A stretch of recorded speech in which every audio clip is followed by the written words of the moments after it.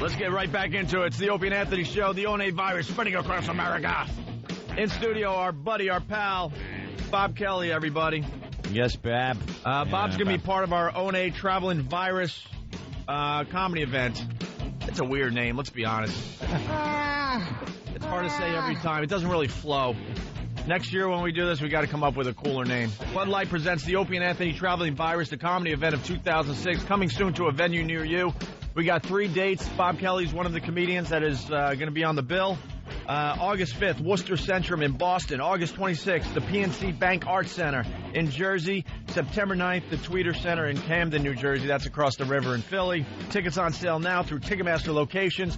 All the lineups are on the Ticketmaster.com website and our websites. We're very, very excited. This is like 8 to 10 comedians.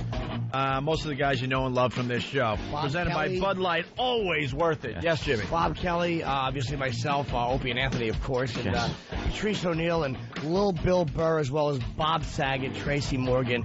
And in Philadelphia, the Camden show, we got Don Marrera, Jimmy Schubert. We also have for Jersey, we have Carlos Mencia.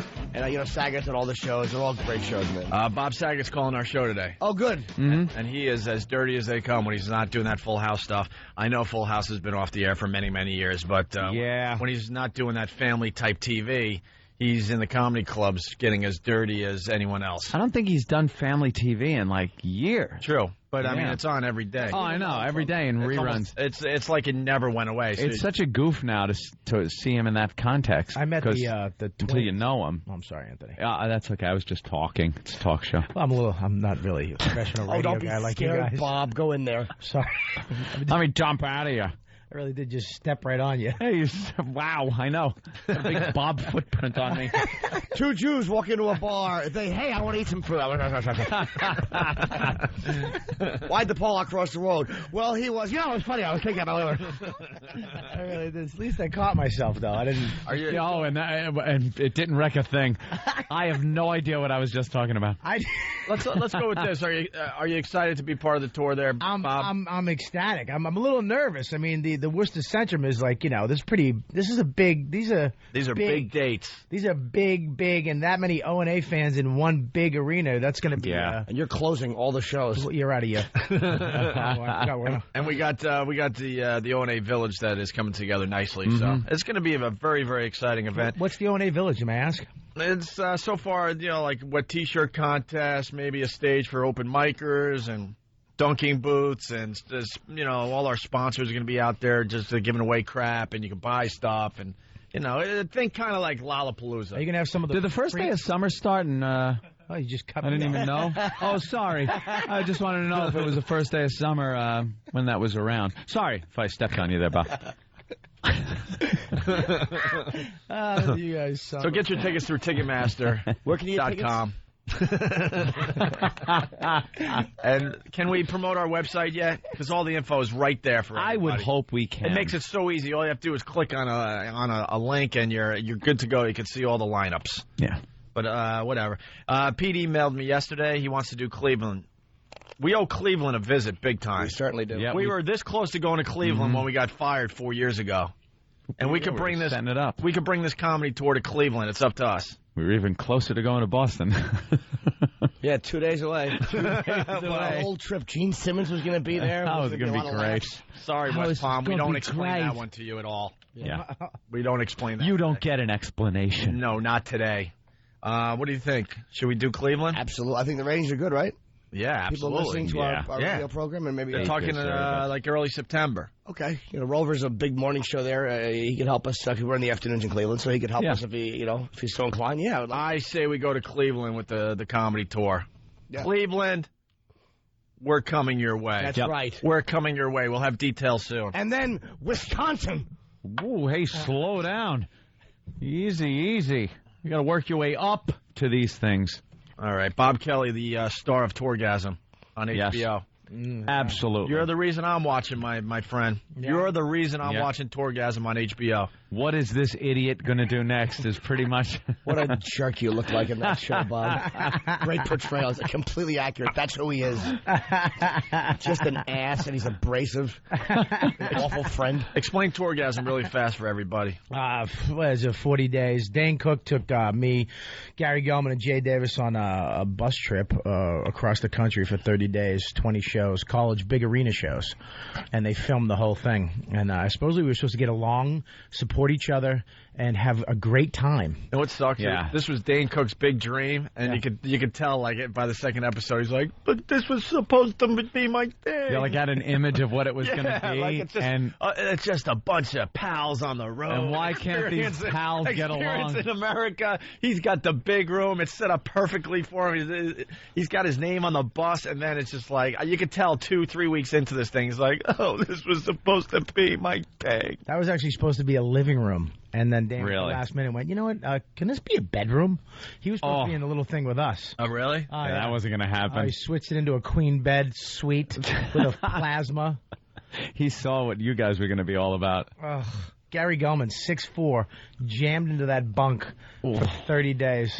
Just seeing a knee sticking out of the curtain, a fat foot coming out. I got to tell you, I've never met the guy, but I've never hated someone more than Jay Davis by watching this show. Oh, you don't like him? Why would you? I don't like Jay Davis. Like I said, I've never met him. I've met just about every comedian out there at this point. There's something about him that just gets under your skin. Out of anybody, I thought you'd like Jay Davis. Yeah, right. I started the show. You know what? Ope's going to like you. I'm like, go, Bob, go. You guys were, the first episode, you guys are talking about porno, and he just was like, is that all you talk about? And it's like, God, relax, dude. Yeah, I don't understand. Yeah, that's what we talk about. What are we going to talk about? What we really want to talk about? You know, maybe fucking sneaking into each other's little crib at night. Excuse me, Gary. I think he was a little sensitive. He's from L.A. He's never been on the road before. I forget, though, that I have all my friends are creeps. I mean, not one of my friends has said one nice thing to me. I'm on TV. Right? Never. You look good. You lost a lot of weight. I'll say that. Oh, thank you, Jimmy. Where's the insult? Yeah, it's coming. No, he's on your fat smashing, right? Fat smashing, yes. I almost gave it up after I found out what's going on with that homo.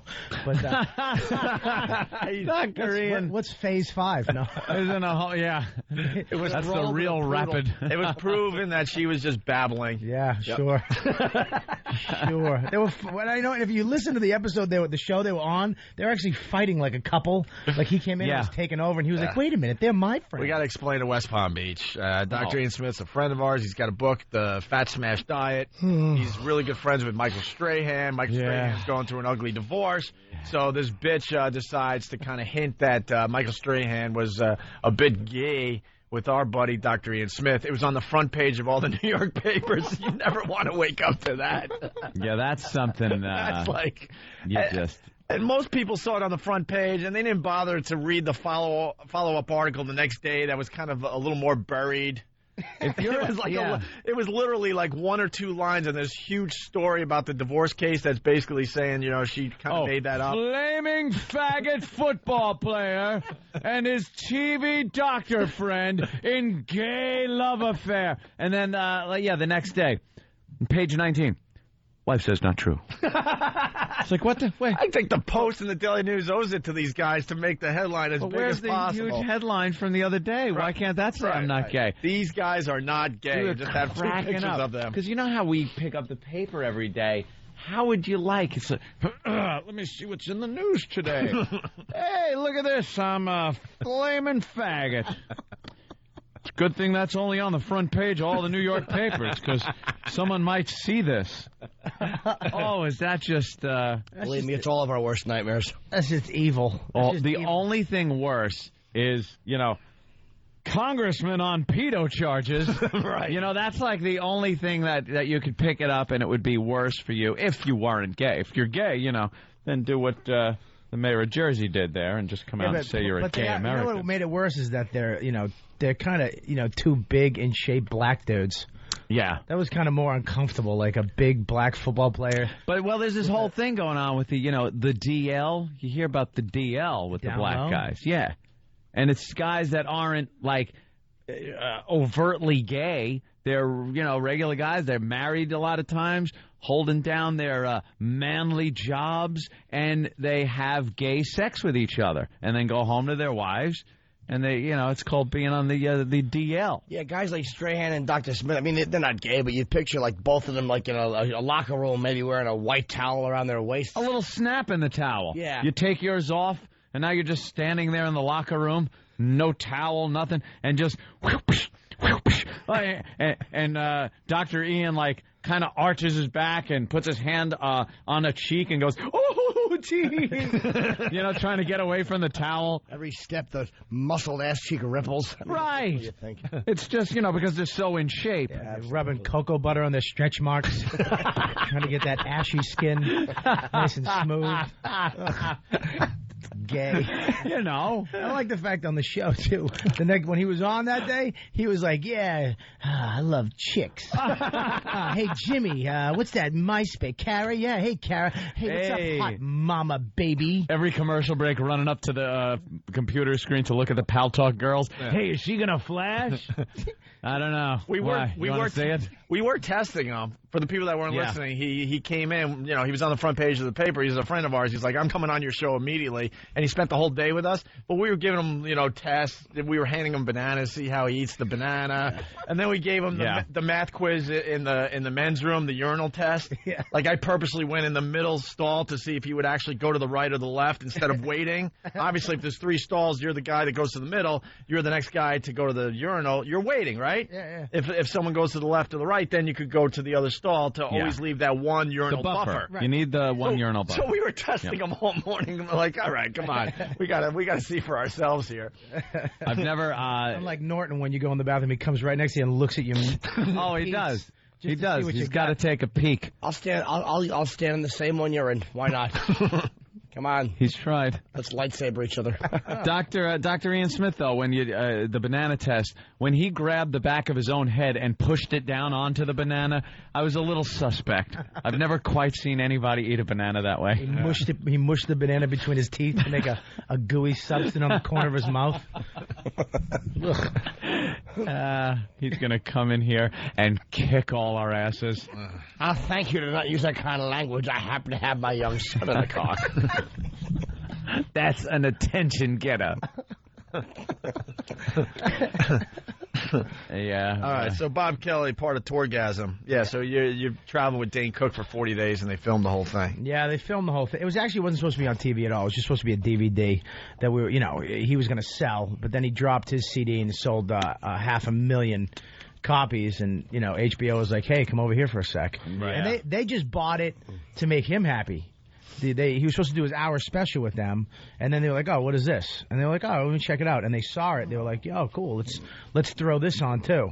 And then they just HBO, they could have just thrown it together. They got to go above and beyond, and they made it a 9-episode series. I mean, got panned a little bit, but it is what it is. It wasn't. We weren't trying to. There wasn't that much comedy on it because you don't want to see a bunch of 4 morons doing the same 20 minutes every night.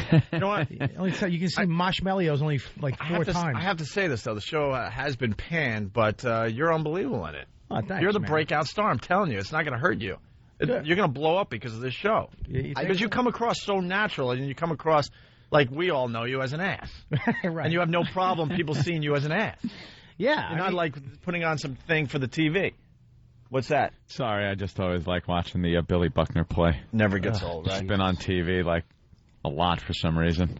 Well, because it's 20 years. Oh, it is. Okay. It's 20 years, and that would be a reason. And the Mets played in Boston there, so that's 20 years. 20 years. I was in rehab. Mets are doing very well. I was in rehab that night. It was the first glimmer of hope I had in 6 months. Wait, 20 years? That was June of 86? Yeah. 86, yeah. 20 years coming this fall. It's 20 years ago they did the World Series. Rehab? What were you, 10? I was 15. I was in rehab. I remember, man. 6 months before him, I was in rehab. Same thing. Really? Yeah, Oh. January Yeah, of you got 86. really? No, Yeah, that was crazy. It was my wrist. Rehab opened at up. 15. Your wrist opened? What? Rehab at 15. Yeah. I was 17. What were you doing at 15? Eating peanut butter and jelly sandwiches? No, I was drinking, but, you know. Star Wars figures and putting them on your bookshelf and making sure they don't fall over? Yeah. I was drinking. I was smelling the cape because it smells like plastic. But it was, but I at 15 when you're drinking, you don't go to rehab. Yeah, you Every do. 15-year-old that drinks is out of control. There's no 15-year-old going, give me a Manhattan, make it neat, and I just one. I got to get home to the wife. When you're 15, you're grabbing a bottle of Southern Whatever's Comfort, around, heading right. for the woods, and drinking the whole thing until you vomit. Who at 15 is like, I think I have a problem? Of course you do. You're drinking at 15. Jesus Christ. You should have went to rehab. Boy, stop yelling at me like my second father. Jesus. Damn you. No wonder I went to rehab at 15. As you were shouting, Bob just instinctively started unbuckling his trousers. I wanted to go in the closet. He's yelling at me. All right.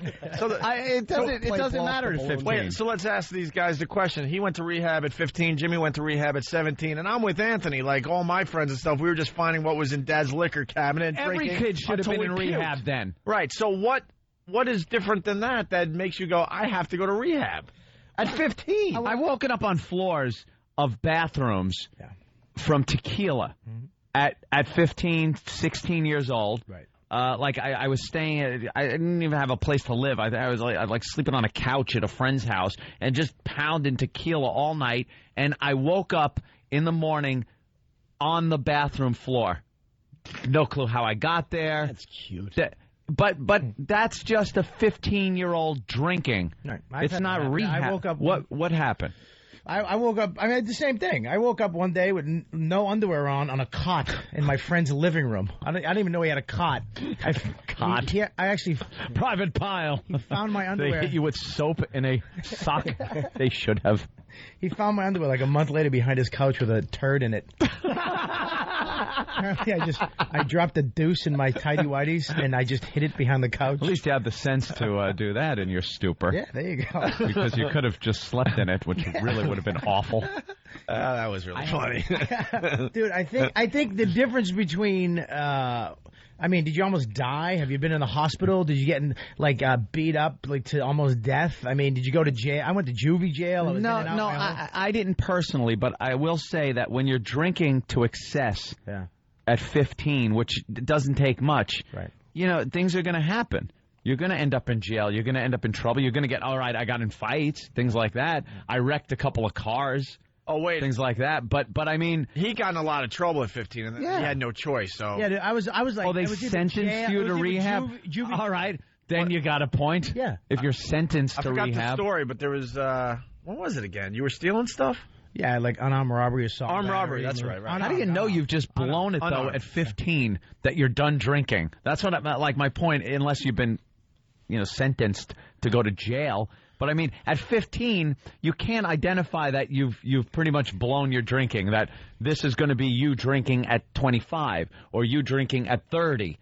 At 15, you're going to know. You're going to reach a point where I think you get a reasonable take on how much you can drink, when drinking is appropriate. Not at 15. It's every weekend with your friends till the point where you pass out. Well, I did cute stuff like that, too, like your floor. I remember one time I had a butcher knife, and I ran out of my house, and I was walking down the street with it sticking out because I was hoping the police would shoot me.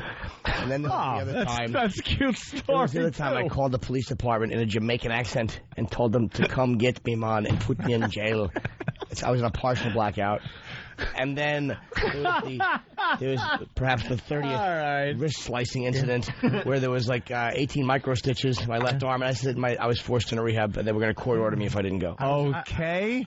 All right, there. Point taken. They explained themselves. They explain it. I completely concur. Right. There you go. I was babysitting one night, woke up with my pants around my ankle. Apparently, I went to go take a poo, and I passed out, and the poor kids were crying because the babysitter was... you passed out on the bowl. Ground with my pants around my ankle. Be careful how you explain it.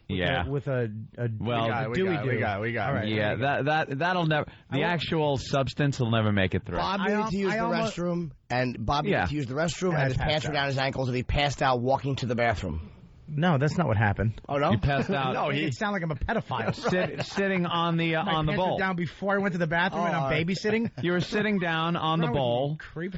and you passed out. I hope they're dumping out in such a way right now that it makes it sound like that you really are a pedophile. I know. Like That's they what dumped it'll out the sound like. part that had. I was the only show that wants a pedophile on the show. Well, you're talking. I was babysitting and pants down kids That's instead of all the stuff they dumped out that made it perfectly make sense. I was babysitting kids, pants down, ankles. Next thing you know, Found me. Ambulance, police. whole room smells like pennies. Rehab or jail. All right, we got to take a break. Bob Kelly is here. We got Bob Saget calling in a few minutes here. And we got to play the famous audio from Tourgasm. I guess this is the week of the episode, too, right? Huh? What's that, a cat?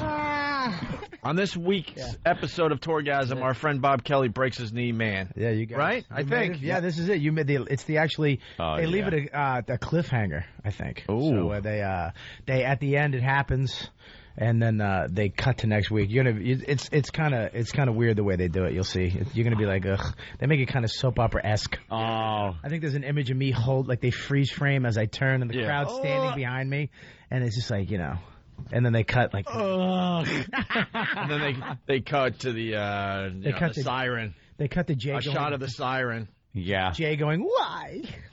I just want to have a good time. Come on, you gotta love Jay. Nah, she's cool. Oh, it's a guy. Oh. You want to know it by watching the show. Well, Wow. Don't be a goose. It's the ONA virus spreading across America. Hi. The Opie and Anthony Show. Yes. Yes, we're back with the Opie and Anthony Show. The comedy ensues during the commercials. We have such dopey conversations during commercials about the most unimportant crap. Look at your phone. It's as big as your head. We can't stop saying size queen. Yeah. Size Queen just makes us all giggle. You know you're a size queen if you get a big one, and while you're working on it, you actually make this noise.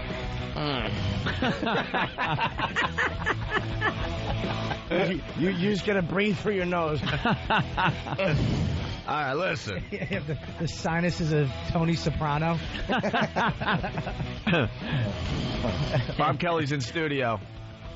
This is very, very cool for Bob Kelly. He's going to be at Caroline's in New York City all weekend long, right? All weekend long. The first time you're headlining at Caroline's, I believe. This is it. First time, yeah. That's very, very exciting. I highly recommend you go see Bob Kelly at Caroline's. I've gone to a few Dane Cook shows, and Bob Kelly more than holds his own in front of a Dane Cook crowd. He's unbelievable. Who else is with you? Jay Davis. Oh, at Caroline's? At Caroline's. All Yeah, right. he's the actual... Wow, gee. I know, that was an abrupt ending. Oh, wow, I felt like I just got into a car accident. It's Bob Kelly at Caroline's all weekend long. 212-757-4100. I highly recommend you see Bob Kelly. And I didn't hear you. Who's warming up? Jay Davis is actually McMillan today at the show at Caroline's. Jay Davis from Tourgasm. Opie, Jay Davis. So make sure you get your tickets for Bob Kelly at Caroline's all weekend long. 212-757-4100, okay? Yeah. And this is going to confuse people, and it goes against what I believe in, but too bad because we got Bob Saget on the phone. So concentrate, people. Bob Kelly, pretty much on his own, Caroline's all weekend long here in New York City, okay? That is happening, and we want all our fans to go down there and support Bob Kelly. Right. He deserves it. Bob is also going to be part of the Opie and Anthony Traveling Virus, the comedy event of 2006. We got 3 dates. Go to Ticketmaster.com for your tickets, okay? And we have a great lineup of comedians, a lot of the people you know and love from this show, including Bob Saget. Bobby. I really want to work with Jay Davis. I want to get that shot with caffeine in it. You know, I heard that. Oh, you heard that? I can't help it. I got a whole. That's all lined up here. I'm going to do it all. You know, we heard rumors about Bob Saget for many years that he is a potty mouth. And then he did our show, I don't know, a few months ago, and we hit it off with Bob big time. We had a great, great time, and we said, this guy has to be part of our comedy tour. Well, I'm honored. honored. Thank you. I have a sanitized strip over my lips. And then yesterday on our XM show, Bob, because there's no way we could play it on regular radio, we played your Aristocrats appearance. Yeah, I was laughing my ass off. Just the fact that you were laughing at how disgusted you are with yourself. I wanted to stop, but they wanted me to keep going. That's what's thank God. Peer pressure, baby. It got so awful, like uncomfortable. Yeah. You went to a place that was so bad. I was crying. I swear to you, I was crying. I was laughing so hard. I like the fact that it got so dirty that you finally just went into death. Yeah. People had to die. It was like an arsonist that had just poured gasoline everywhere and said, I'm not going to light it. And I went, come on, no one lights a fire like you. Yeah. So Strike the match, man. Torched it and ran. How have you guys been? We're great. Very busy these days. We're loving life, Bob. We're big radio stars now. Hey, are you on all three of these dates with us? You're doing all three, right? I'm doing 3 of them, and they're at some time in the future. Yeah. Good. It's a good plug. I'm very specific. I'm like urethritis.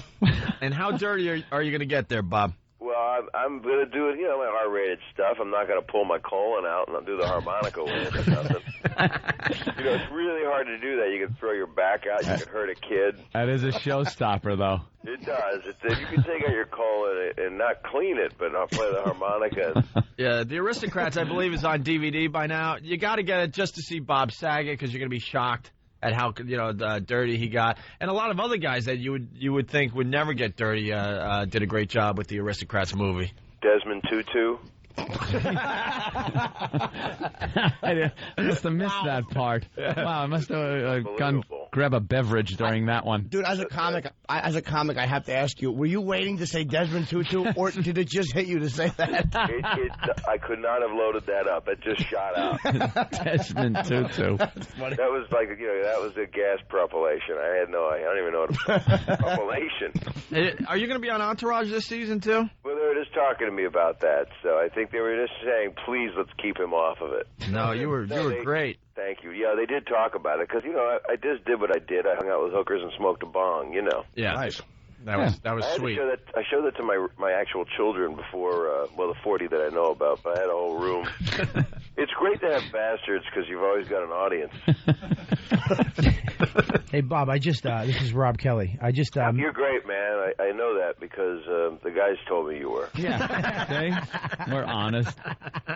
I just met the twins out in L.A. at the club next to the Laugh Factory. You met them? I met them. One seems real. They're gorgeous, by the way, so cute. But one's a little out of that, out of her mind, huh? No. See, here's the problem with this premise. Is it's not like the Aristocrats, but I'm very close with them, so they're kind of like kids to me. So the only way I could, they seem pretty good actually. I saw them last week, but with talking about them, if it's me talking about them, it's like me going, because I have like 3 daughters. It'd be like saying, "Hey, my oldest one's got kind of a funny look in her eye, don't she?" Yeah, it's a little hard for you. The second one's a little bit of a. Second daughter's a bit of a hoe, but And let's be honest, you're not going to. 19, you might want to tap that. Let's be honest too, though. You're not going to trash them because they're billionaires. I'm sorry, what? You're not going to trash them because they're billionaires. You might need them someday. It's not about money. I'm sorry you have to wait for the turnpike and all, but they're good kids. They're young women with a lot of dough, which ain't I don't know. I'm talking like I'm in Mean Streets, but it's not normal. A lot of dough. Something about those girls. I grew up with them. Yeah, what's he supposed to do? They're good dames. He has Olsen twins conversations to the Olsen twins. So you play ball anyway. Yeah. Well, I didn't say she was a size queen. I just said that, I know they were really nice. They were super nice, down to earth. But one of them came up and was a little odd. She had like a headband on, and she was a little. They're still kids, Bob. How old are they? They're 21. Have you? Are they 20? They're 20. They're just 20. Yeah, they're 20. Oh, they're 20. Oh, well, I was in I'm still a young girl. 21 bar. I'm sorry. They're a little wacky at that famous. age. They're still finding themselves. Still figuring things out. I tell you, they're gorgeous. They never had a chance to really be children. They never. What's Love that, Bob? that old gag. Neither did I. Hold on. Everyone's talking at the same time. I What, Bob? apologize. It must be this connection where I'm trying to protect my little bitches. I love those girls. A lot of girls wear a headband, by the way, which you want so you don't need an ice pack. You know, kind of take a buffer. Right. It doesn't leave any bruises. That's what I'm thinking. But or sometimes if they're just annoying, you can just flick it and snap them to 7 or 8 feet.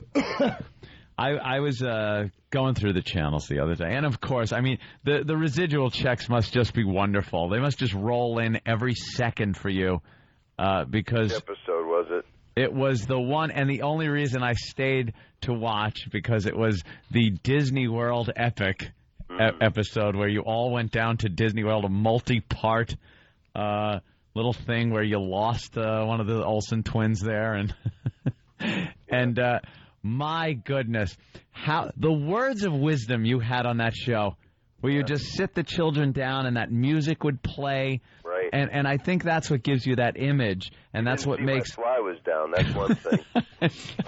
Daddy needs to tell you something. It's drafty.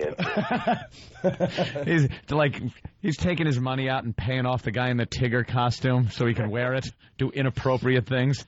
And he changes the name. He takes off that T. Oh, Hey, when you were doing Bob, when you were doing those shows, 'cause I know John Melendez, like Stuttering John, is doing Leno's show now.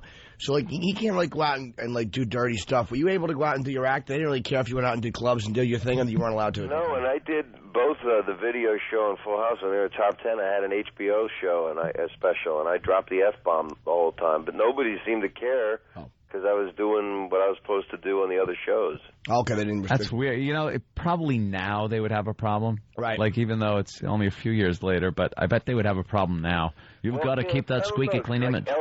Ellen does a real clean, daytime show that she's pretty good at, and then she does an HBO show, which still is kind of clean. It's still not right. Yeah, but if you came down on her, that's a funny way to put it. If you came down on her about it, she would kind of it would kind of look like you're gay bashing. She would just see, they kind of get like they are able to skate. You're just a regular white guy. So you got the problems where if somebody wants to criticize, you really don't have a leg to stand on. Well, I actually I look like an accountant or your lawyer or something, and then I come out doing the kind of humor that I always found funny, which is R-rated. Like when I do your dates, it'll be like, and when I say your dates, I mean women that you've been. Is that what you bring? Well, that's right. Open up that bank book. That's right. It's a new show called Full Gullet. Actually, I looked because I felt bad. I didn't know. I got one on the 5th of July. I'm with you in Worcester or something. Worcester. Well, 5th of July or August 5th. Yeah. At some point. Whatever you want to get there. 5th. Whatever you feel like showing up. Show up when I'm you sure want. That's fine. You got that Full House money, so. My act, I do it once. It's a snuff thing that I do. So I don't know how I'm going to keep coming back because there's a cannon and I got a lot of metal parts. Do you know what? This is a funny thought I had. What I've always wondered about snuff films, when do they have the cast party? Give me those ribs, you. Yeah. LOL. Well, it's one take, and you don't worry about losing the light, Yeah. You don't need, what do you say, lunch? Who's you saying it to? The guy's already been split by a couple of tractors. Then they have a wrap party. It's a carpet and then a trip down to the dump. You wrap up the carpet. Right. There you go. All right. Craft service is a garbage truck. You know what it is? It's a lot of letters to the family. What do you want us to leave? Do you want his costume? We could do the dry cleaning. We got that in the budget. Hey, Brian on Long Island, he asked, he said he saw the Full House outtakes, and it's kind of dirty for a family show. No, I didn't see it. I know Dave says you can see my wiener in those pants, something like that. Well, that's about it. What is this guy talking about? Ryan. You're saying wiener on that. Ryan. Yeah. What are you talking about? Well, I just saw some of the outtakes, like he had just mentioned the wiener in his pants and stuff, and I just thought, I don't know, some little kids might have been a little wondering about what was going on with Uncle Jesse or whoever it was, and Bob Saget. Well, he and I were hooking up. That's in the outtakes, right? Yeah, it's a lot of that. I'm like pulling on his mullet. I was so hot for the Rippers. Dude, what's his name doing? Who's the guy that you were with? The blonde-haired dude. I met him in Actually, Dave's got 2 shows on, like, I guess it's like Discovery or. Well, he was a big star with that skating show. Yeah, he did the splits, and he skated. He's played hockey a lot. He did a big benefit for me for my. I have a cousin who's special, and we did a big benefit on Saturday. And he performed. He was very good. He didn't skate or anything. Hey, is it true the Alanis Morissette story about her that song was written about him? Well, I think it's written about 3 guys, but I was actually at his house when she called him, and she was always really nice because she actually came to the set of Full House when she was like 12 or 18 or whatever it was. And 12 or 18. That sure is a big difference. That you better know. That's my speech in court. And so he just said, she just said to me, I'm sorry to call you during dinner. She kind of sang it even. It was like a lyric. It was like a lyric during dinner. And he was starting to date someone a little bit older than him. But is she another version of me? Are you thinking of me when you blank her? Yes. But I don't. She's a very talented lady. I've seen her since she's. I haven't seen her. I would never ever because it's my guy's ex-girlfriend. I would never not try to see her in that way. You don't do that. No. You don't go with, like if one of you guys split up with your wife, the other guy wouldn't. It's the first thing you do. You just jump right in there. Grab that cash. Is that bad? Is that in bad taste? Like if your friend dumps somebody and you grab her on the way home? Yeah. You pull her hair and go, "You've been thinking about this the whole time." Yeah. And you high five your friend and brag as soon as you drop her off. Dude, she drank him. I think you might be onto something good. I think everybody should do that. All right, Bob. Well, we're Bob, very happy you're on looking these forward. gigs with us, man. Really Looking happy. forward to it, man. Well, you guys, and I'm doing a thing I wanted to promote because I'm in town next week. I'm at the Newport. Do you know about that? Newport Yachting Center, July 7th. There's a couple of thousand people. It's July 7th at the Newport Yachting Center. The Newport Yachting Center. You can get tickets by going to the website newportcomedy.com. Where is the Newport Yachting Center? Is that It's in Newport, Rhode Island. Oh, it is Rhode Island, I don't know if you can get there from where you can get there from where you are, right? Yeah, Yeah, pretty easily. You want me to pick you up? we'd like that. Well, we're also on in Boston, which is kind of, the people will come from Boston, and I'm sure some will come from New York for that. And then I'm doing the one more. This is my big host moment, which is July 8th. I'm at the Hampton Beach Casino Ballroom. And you can get those tickets through Ticketmaster.com.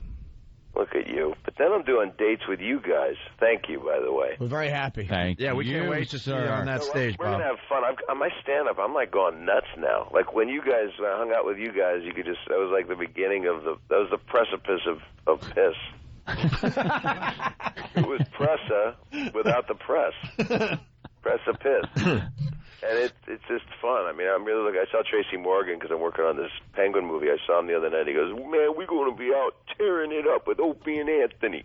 Yeah, we can't wait. We just can't wait. All right, Bob, we'll let you go for now, man. Guys, I'll call you back really late tonight. All right, thank you, Bob. Lady. Hey, thanks, guys. All right, Bob Saget, he's going to be part of the comedy tour. We can't wait. The Traveling Opie and Anthony comedy event of 2006, presented by Bud Light. Always worth it to see all the lineups and all the dates. Go to Ticketmaster.com or check out one of our websites that we can't promote yet, okay? Right. All right, more with Bob Kelly in just a bit. It's the O&A virus spreading across America. Oh, my God. It's the Opie and Anthony show. We're all just very happy. I don't know what's going on, but Jimmy's checking his messages or something, and somebody's leaving a very, very long message. Who's leaving a long message? Girl, I think. 2 minutes. And... Oh, my God. Still going? There's no reason for a message to be this long from anybody. I know your number. It's 2.5-minute message. From who? 2.5 minutes. Sister. Your sister? 2.5 minutes. Tracy.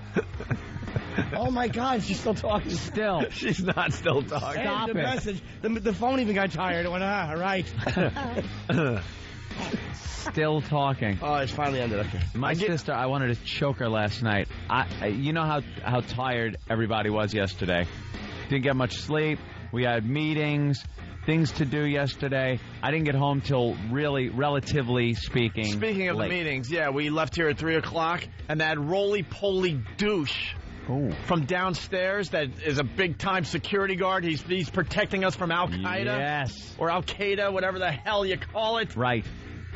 He had to make sure, he had to show everyone that his job is actually useful, that he's doing something. I'm sitting in the lobby with all the people we met with. We're working on a TV commercial for the Opie and Anthony show. And I'm sitting there with my rollerblades, okay, my inline skates. That's how I commute around Manhattan. So I need somewhere to sit so I could put them on and then I could go home. This roly-poly douche that thinks he's important comes walking up and makes me look like a complete idiot in front of all these bigwigs. Like, are you going to continue to sit on the steps? I'm like, yeah, I'm putting on my skates so I could go, leave. He's like, well, you're not allowed to sit there. I'm like, you're such a roly-poly douche.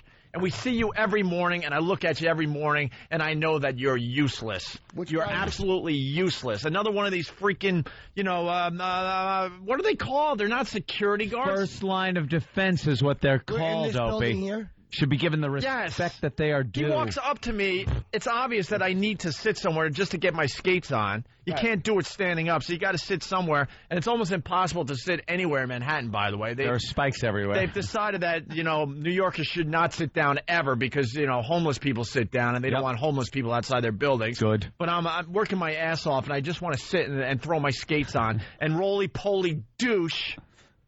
what is his name? I'll call him out on the air. It's actually I will say RP douche. if he's out there today, I will say it to his face, no problem, when we do the walk over. That Aborigine? Yes, with I hate him. The roly-poly douche that wears like his belt has to be 50 inches, even though he's like 5'4". I can't wait till we go, where'd that guy go? Oh, he has face cancer.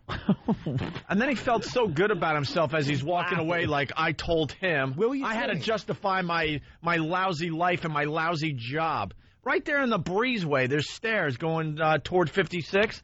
So I sat there. It's not even lunchtime, so there's no hustle and bustle. There's no one around. He just had to come up and make a point that he's in charge. Were you putting your skates on? That's all I was doing. And I looked at him, I'm like, you're kidding, right? I thought he was joking. I'm like, he goes, no, I'm not kidding. Here's how you should respond to it. Say to me, you shouldn't be sitting here. Shut up, you fat douche! Shut up! You're a roly-poly douche that doesn't contribute anything to society. How about How do you like them apples? How about this? This might be better. So you shouldn't be sitting there. Okay. Sir, you... Die, you Aborigine! Die! I am so sick. That guy should be living in a grass home. I'm so sick of these security people that are in these buildings that think they're important. You're not important. Let's look at him and all go, ugh. Let's ugh at him today. I listen No problem. to the NYPD. That is it. That is the only authority in this city that I listen to. The traffic people, when they're not the real cops and they have the vest on and they're trying to wave traffic, a lot of times I have to make a right turn on 57th. And sometimes there's too much traffic there and they don't want you to turn, so they wave everyone up. And it takes you 15 minutes to 20 minutes at least to get back around the way you want to go, because New York City's insane with the streets. Scumbag traffic. So they go, no, you can't turn. I don't even look at them. I continue making the turn, don't make eye contact, and turn. And they bang on your door, and then I look, I wave, and go, yep, bye. I'm halfway through the turn already. Bye. I do not acknowledge them as authority figures. You're well, this guy's saying, I'm not going to steal his crap. Fred in Jersey. Go ahead, Fred. Hey, Opie, Anthony, how are you? Hey, I almost stole your line. I apologize, Fred, ahead of time. Go ahead. No, that's okay. No, I call guys like that. Every time I go into the buildings, I call them hallway monitors, and they hate that. Hallway monitors, safety patrol. Remember safety patrol? They wore those white belt things with the little thing that went over the shoulder and the badge. And they were like the narc as a kid. Even as a kid growing up, they were kind of cultivating you to know what life was going to be like. That there was going to be this ass with some type of authority and a little white belt with a strap over his shoulder and a badge, and he's going to tell you what to do. And he knew it was you, right? He knew it was you. Yeah, I've had it with these guys. You're useless. He recognized you. He probably hates us because we stand out there. Let's all look at him today and go, ugh. You want to just go ugh to him? I want nothing more. Okay, we'll do the ugh thing. I knew this would make Jimmy happy because he's with me with these. I can't wait to just do ugh. Dude, By the way, don't acknowledge them as humans. By the way, Jay, roly-poly douche, eh? That insult gives me the douche chills. Ooh. I think it's an accurate description of this roly-poly douche is fantastic. This guy's fat and he has a nozzle on his head. He's awful. And he smells like vinegar. He sees me.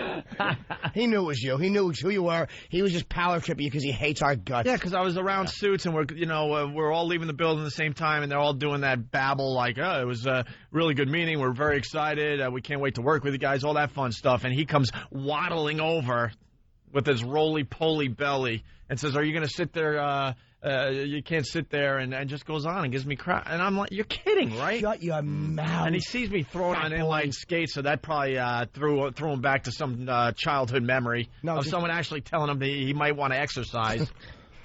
Maybe it's women's choice and no one picked them. Wow. How you doing? Well, Bob, that was just mean, and we don't need that type of talk on this. I just had let it bomb. Every day they look you up and down like, I'm in charge. Are you really? Exactly. What are you really going to do if there's a real problem? All right, what's the new name for him? So every morning, do we see him, do we say, are you the safety monitor or the hallway monitor? What's the most degrading thing hall monitor we can call Fat Boy without being fired arrested? A hall monitor? And I hear he has like a WOW sticker on his car and stuff. Take the WOW sticker off your car and stop listening to us. Washroom attendant. That's what Bob Grant used to. The washroom attendant, absolutely. I forgot all about that, though, because we had a really long day. All I want to do is get my skates on and go home and commute home. And this guy has to waddle up to me and make me look stupid in front of everybody. He's just a jerk-off. It's what he is. Mm-hmm. It's what he always has been since childhood. He's a little fat nothing. And then you got people like Ray. He's just following orders. Shut up, Ray! Just following orders. Well, that I kind of can appreciate. Ray. Hello? Just following orders? Are you kidding? There was no one around. No one was cared that I was sitting down. It was obviously I wasn't a homeless guy trying to find a place to sit for a while. I needed to sit to put my skates on. He could have let me slide. How about we go back to people assessing a situation and dealing with it instead of just this whole blanket thing that has to be done. No one gets to sit on the stairs. How about the guy's job isn't so tough where it needs a blanket ruling where if it's a homeless guy or some guy making trouble or some guy sitting there and falling asleep as opposed to some guy who's putting his skates on who obviously isn't going to sit there with skates on. And who works in the building. You make the distinction that, and he works in the building. You make the distinction and allow him to sit there instead of just being this idiot that everyone is under one blanket here. Right. There's people out there that are on power trips all the time. Yep. All the time. They have some stupid, tiny little job that has kind of a weird power thing to it, and they're going to make sure they show that power every chance they get. Go ahead, Ray. What are you going to say? But he might have a supervisor. Oh, shut up, Ray. And the supervisor might be busting his chops. Now, that might... You know what, though, Ray? I understand your point. Ray's a security guard somewhere. Ray's got a blue shirt and blue pants and black shoes in the closet. Ray is one of those mall cops, aren't you? Are you ironing your badge as we speak? Ironing? Polishing. Polish on it right now. Now, what do you do for a living, Ray? All kidding aside. Yes? What do you do for a living? Mall security? Honestly. Yeah, I do security.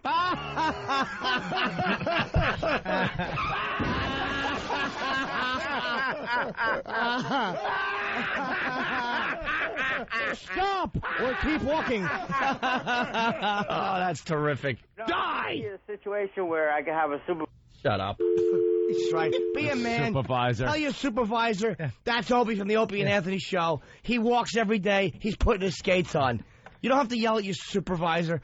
What is your supervisor going to say? I don't appreciate that person sitting there. I saw somebody sitting there, and we're supposed to keep the stairs clear of any people sitting on... Shut up. Exactly. Frank the Frowner will deal with that man. Oh. I don't appreciate you yelling at Opie. He's very famous. Thank you, Frank. Do you know it takes more muscles to frown than to smile? I was recently informed. Thank you, Frank the Frowner. That's his new character. We were joking yesterday. We need new characters on the show, and he came up with Frank the Frowner. Yeah. I mean, it's actually Frank the Frowner. Right. Yes. Wow. I've never seen anybody's face actually go into their neck. Isn't that really something? He plays the part very well. Frank the Frowner. I'm very happy to meet you, Frank. Appreciate your info. But see, he stands on his head, and then he turns that frown into a smile, Bob. I was born with a specific illness. I can't smile, so I stand on my head to show my joy.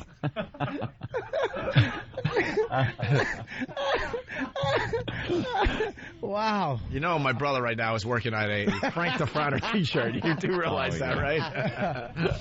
Oh, my. Speaking of which, WOW shirts available through myradiostore.com. They're beautiful. Bob Kelly, Caroline's all weekend long. We got to get back to Bob. We're hoping a lot of the pests and the faithful listeners of the show go to see Bob. It's a big weekend for him. It's the first time he's headlining at Caroline's in New York City here. So we encourage you to go see Bob. Yeah, come down and see me. Come down and say hi. We got to play your audio from Tourgasm. Oh, yeah, the knee. This is the video no one has ever seen before. They've only heard the audio. Yeah. So you got to watch for the video, man. It's just great to watch this idiot hurt himself. No offense, but basically he's on tour with Dane Cook, and they decide they need to play some touch football. On a gravel pit, which is always good. Which is ridiculous. All lumpy, too. It looks like it wasn't even whatsoever. I've said it before. Once you're out of your 20s, the football thing, just knock it off already. We're out of your 30s with waist size. You guys had to realize someone was going to get hurt, right? I quit. This is the funny part. I quit like 10 minutes before this to smoke a cigarette. I went and got everybody water. The water boy. Yeah, I was like, you know what? I'll just do this because you guys are getting a little too serious. There was a Dominican guy out there that was getting a little crazy. A ringer. Yeah, he was getting, he thought it was soccer, the game of the foot, and started smashing people. I quit. This was the last play. Someone said... of course it was the last play. They wanted to play more, but after someone breaks their knee... This was the last play. This was literally like they said, this is it. Bobby, come in and play this last one. Come on, we need you. So I'm like, all right. I put my cigarette out, went in, and then, jumped 2 inches off the ground, and my knee became an ankle. It hurt, right? Did it hurt? Yeah, it hurt. My knee went backwards and sideways, and you could hear the tendons just rip on both. You really can picture the pain. Yeah. Backing up a little bit, in all fairness, Jersey Kev, Fort Myers, Florida. Hey, Opie, the security guard made you look silly? ? Are you sure it wasn't the rollerblades that made you look silly? That is true. I was going to say something. You. You're a grown man putting on rollerblades on stairs. It's easy to skate home, man. I was trying to sit there and put a bonnet in my hair, and he came over and scolded me. Cop told me once I couldn't park my radio flyer wagon in that spot. I just was cleaning my Chanel sunglasses. My heart-shaped Elton John sunglasses. Now I can't talk without sounding like Frank the Frowner. All right, here we go. So here's the audio of Bob Kelly breaking his knee, man. And we really thought it was funny when you asked another man to hold your hands. Right. Yeah, listen for the hold your hold my hand. Hey, did we find the Robert Kelly? We had to clean it up, right? That was the problem last time. Is there one we could play over here that was really good? Do you remember? All right. He's down. You're way down. He's down. He's down. Move before you hit the ball. He's still discussing the play. He's screaming in pain. I snapped my knee, man. Oh, no. I broke my knee, man. Get it. 911, dude. I broke my knee, man. Lay back. I broke my knee, man. Wait. I broke my knee, man. Hold on. Can I look at it? I broke my knee, man. Oh, I broke my knee, dude. I broke my knee, dude. Bobby. I heard it break, dude. Oh, no. I heard my knee break, dude. You may have just popped it. You're going to be okay. I broke my knee, man. I can't bend my knee. Did you? Hang on. I broke my knee. I broke my knee, man. Hang on. Relax. Hang on. God. I broke my knee, dude. Hang on. I broke it. Can you try to stretch it? I broke it, dude. I felt it crack. Can you try to stretch it? No, dude. I won't move. All right, just relax. Yeah. Don't move it. I'm in so much pain, dude. Stay. I'm in so much pain, man. I broke my knee, man. Wait. This leak Can we get us some water? my hand, You want man. some water? There it is. You want to try and turn on your side? I broke that thing. I broke it. You're going to be fine. I broke my leg, man. Where does it hurt? Below the waist. Here's the sound.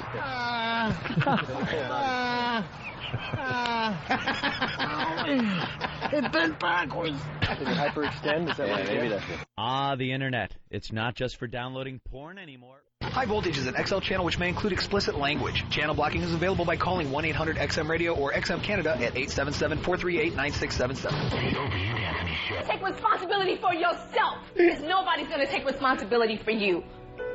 You rolling your eyes and you act like this because you've heard it all before. You've heard it all before. You don't know where the hell I come from. You have no idea what I've been through. I'm not a victim. I grow from it and I learn. Take responsibility for yourself. You know what, Bill? Bud, what's your problem? Bill in Waterford. Even when Tyra's complaining, we say this all the time. Even when she's complaining about someone else, she still makes it all about herself. It always has to come It's like, full what circle happened? back to It wasn't Tyra. about you, Tyra. I actually know her. The last time she cried like that was when someone flicked her hair and said, "You're not white." Actually, Dane gave me the same speech on Tourgasm. All right. It's always about her. I can't tell you. I mean, I can tell you guys know how hateable she is. Yeah. You're an awful, untalented goose egg. Most of these models, because she was adored for many years, Tyra. But once they open that yap of theirs, it's over, Johnny. Yep. Once that thing opens up and they start yapping about their life and how important modeling is and themselves, just all of it goes out the window. Modeling is important. You know what I mean? Yeah, I have tension that needs to be taken care of, so who better to look at? Look at my grandmother's wedding photos again? Again, still. By the way, great timing on I'll get XM's those back part. to you, by the way. XM went to a commercial during the knee audio. What? I don't know what the hell's going on over there today. They did? We'll find out in a few minutes when we continue the show on XM Satellite Radio. Somebody must have screwed up. Technical difficulties. Hey, Derek's gay. really fast, all week, send us your 30-second or less production pieces about the Opie and Anthony show. And we have extended the contest, so this copy should have been updated. You have about 8-9 more days to get your production in. You can win an amazing iMac. We're giving away 5 iMacs by the end of next week.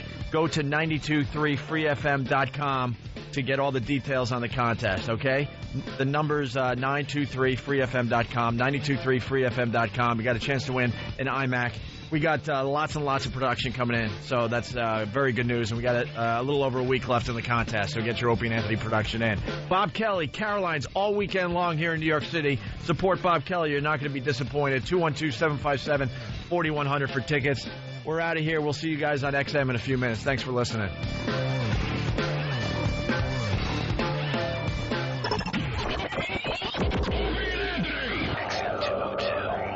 The Opie and Anthony XM walkover begins now.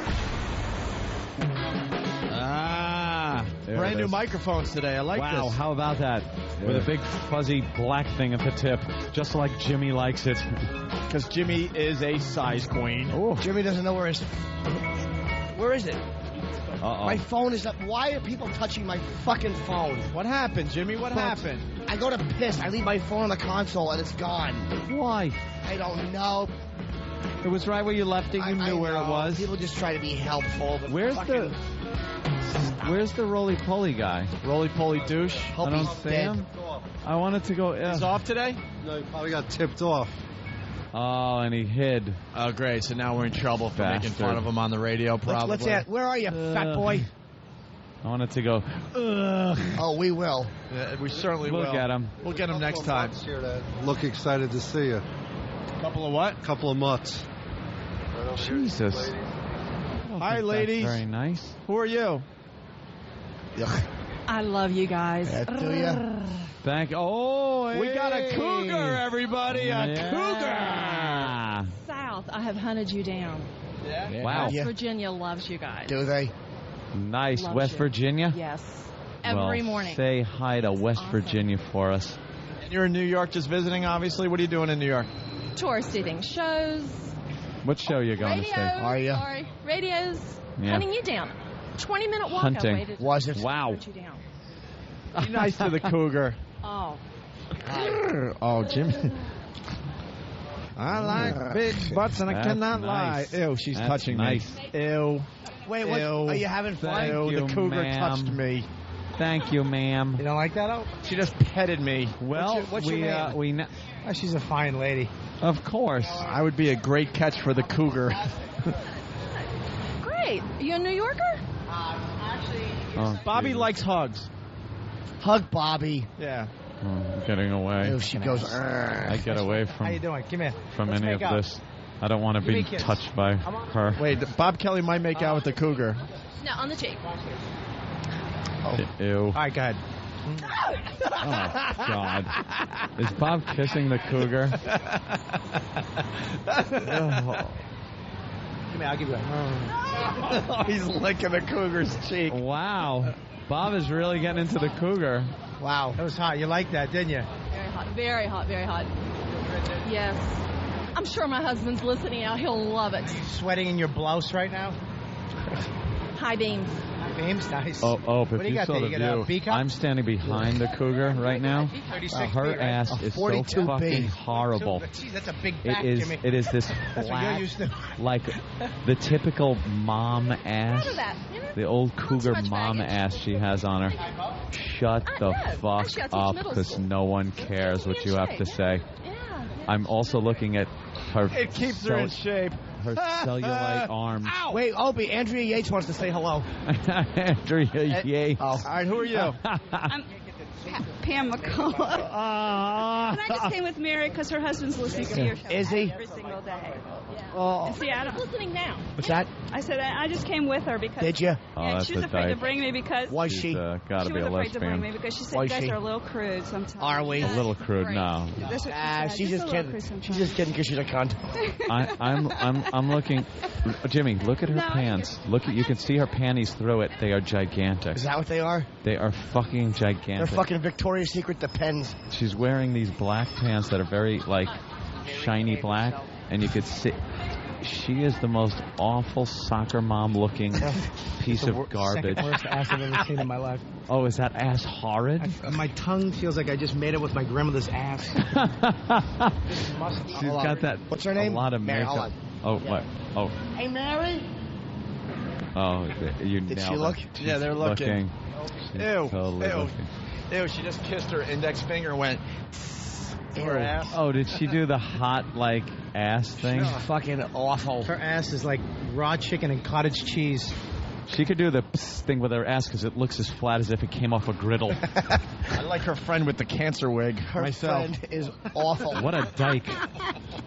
Jesus. I would fuck Sam in the mouth before I'd hold hands with either one of them. All right, let's get out of here. Let's move on. Start our little walk. To XM. Wow. Anybody else want to say hi today? What a surprise having that cougar step up like that. That was horrific. Who are right. you? You're not going to kill us, right? I'm not going to kill you. John. All right. Where are you from, John? Jersey. Jersey, right I'm on. from Jersey. First time you're doing the walk with us? Yep. Yes, sir. All right, cool. Thanks for checking out the show. Nice. There we got some guys doing some sheetrock work. Very hard, huh? How you do that? Hi. How are you, sir? Very good. Coming, working, help me. Yeah, when's that visa expire? Pretty soon? You got the work visa? Yeah. Yeah? Work visa, when's that expire? Oh, that expired a while ago. Hey, don't worry. Oh, Migre! I'm kidding, of course. Don't run, get the job done. Okay, Babo. It's job. You guys only do the jobs that regular American people don't want to do, like high-paying construction jobs. Of course. Have fun, gentlemen. You bring that up. That's some heavy sheetrock there that they'll be moving.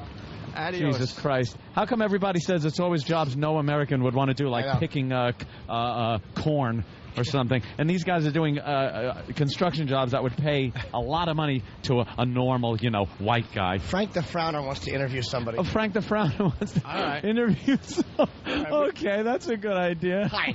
We're taking a quick poll. Would you be happy to talk to us? Who are you? I'm Frank. Hi, Frank. We'd like to know the average New Yorker. How long have you lived here? I don't care. Wow. Frank the Frowner. You got Frank has got quite the short temper. Frank. Maybe it's because he can't ever show that he's happy, even if he is. Frank, try to interview this lady on the cell phone. Here we go. Frank the Frown. Hello, miss. My name is Frank. Who are you talking to? Oh, Jesus. He scared the living shit out of her. She jumped, spun around, and ran away. The face he makes. Oh, it's scary. That has to get on the website to get the full effect of Frank the Frowner. How about this lady, Frank? Okay. Hello, miss. My name is Frank. Can I interview you for the radio? She completely ignored you like you weren't there. I was like Frank the apparition. Oh, God damn. That is funny. The people don't know how to react to you. All right, we got a guy walking his dog across the street. Oh, a guy? Okay. That is one old queen. He looks like the guy in the fucking boat in the Goodfellas picture. Oh, he does. Hey, he looks just like him. Hey, the dog's looking that way. He's got shit in his hand. What do you want from me? Yeah, you don't want to piss off a guy with a handful of dog shit. Yeah, exactly. He has a better weapon than your microphone. He was carrying a bag of shit. How about this old lesbian, Frank? Hello, miss. I'm doing interviews for the radio. Would you care to do an interview for the radio? It's about... She'd rather walk into moving traffic than speak to you. One to your left. Miss, you with the Rosemary's Baby hairdo. Oh, she's shaking her head. I don't care. I was just trying to ask her a question. Not happy. How long have you been the Attorney General? Bob's instigating, yeah. Bob is talking to her. Bob. He's probably calling Jimmy an asshole. Bobby. He's trying to pick her up after all the luck he had with the cougar. Be careful, too, because it's... New York. Yeah, he's New York, you got to be careful. Guys like that are loopy. Well, I lived here a long time, and Oh, yeah. She's the fucking voice in New York. Yeah, exactly. Shut up, stupid. Yeah. I've been here a long time. It's not my first time at the rodeo, boys. Where do you live? Married? Huh? No, I'm just wondering if you wanted to maybe... Excuse me. I'm single. You, the social studies teacher at the floods. Bob is trying to pick her up. Hey, very nice. Good job, Bob. Hey, I like the new microphones, by the way. Yes, excellent. Yeah, these work very well. We love them. They sound much, much better. They certainly do. Oh, This look fat at a moon face. mess. What a mess. Yuck. I want a smoothie. Anyone else have anything? Everyone's good? Everyone's good? No plugs, nothing? All right. Thanks for doing the walk, guys. It's the Opie and Anthony show. We'll continue in just a few minutes. Wow. My mic is soaked. It's sprayed with... It is freezing in here. You're right. Frank the Frowner is a hit. Let's just be honest with each other. That is a massive hit.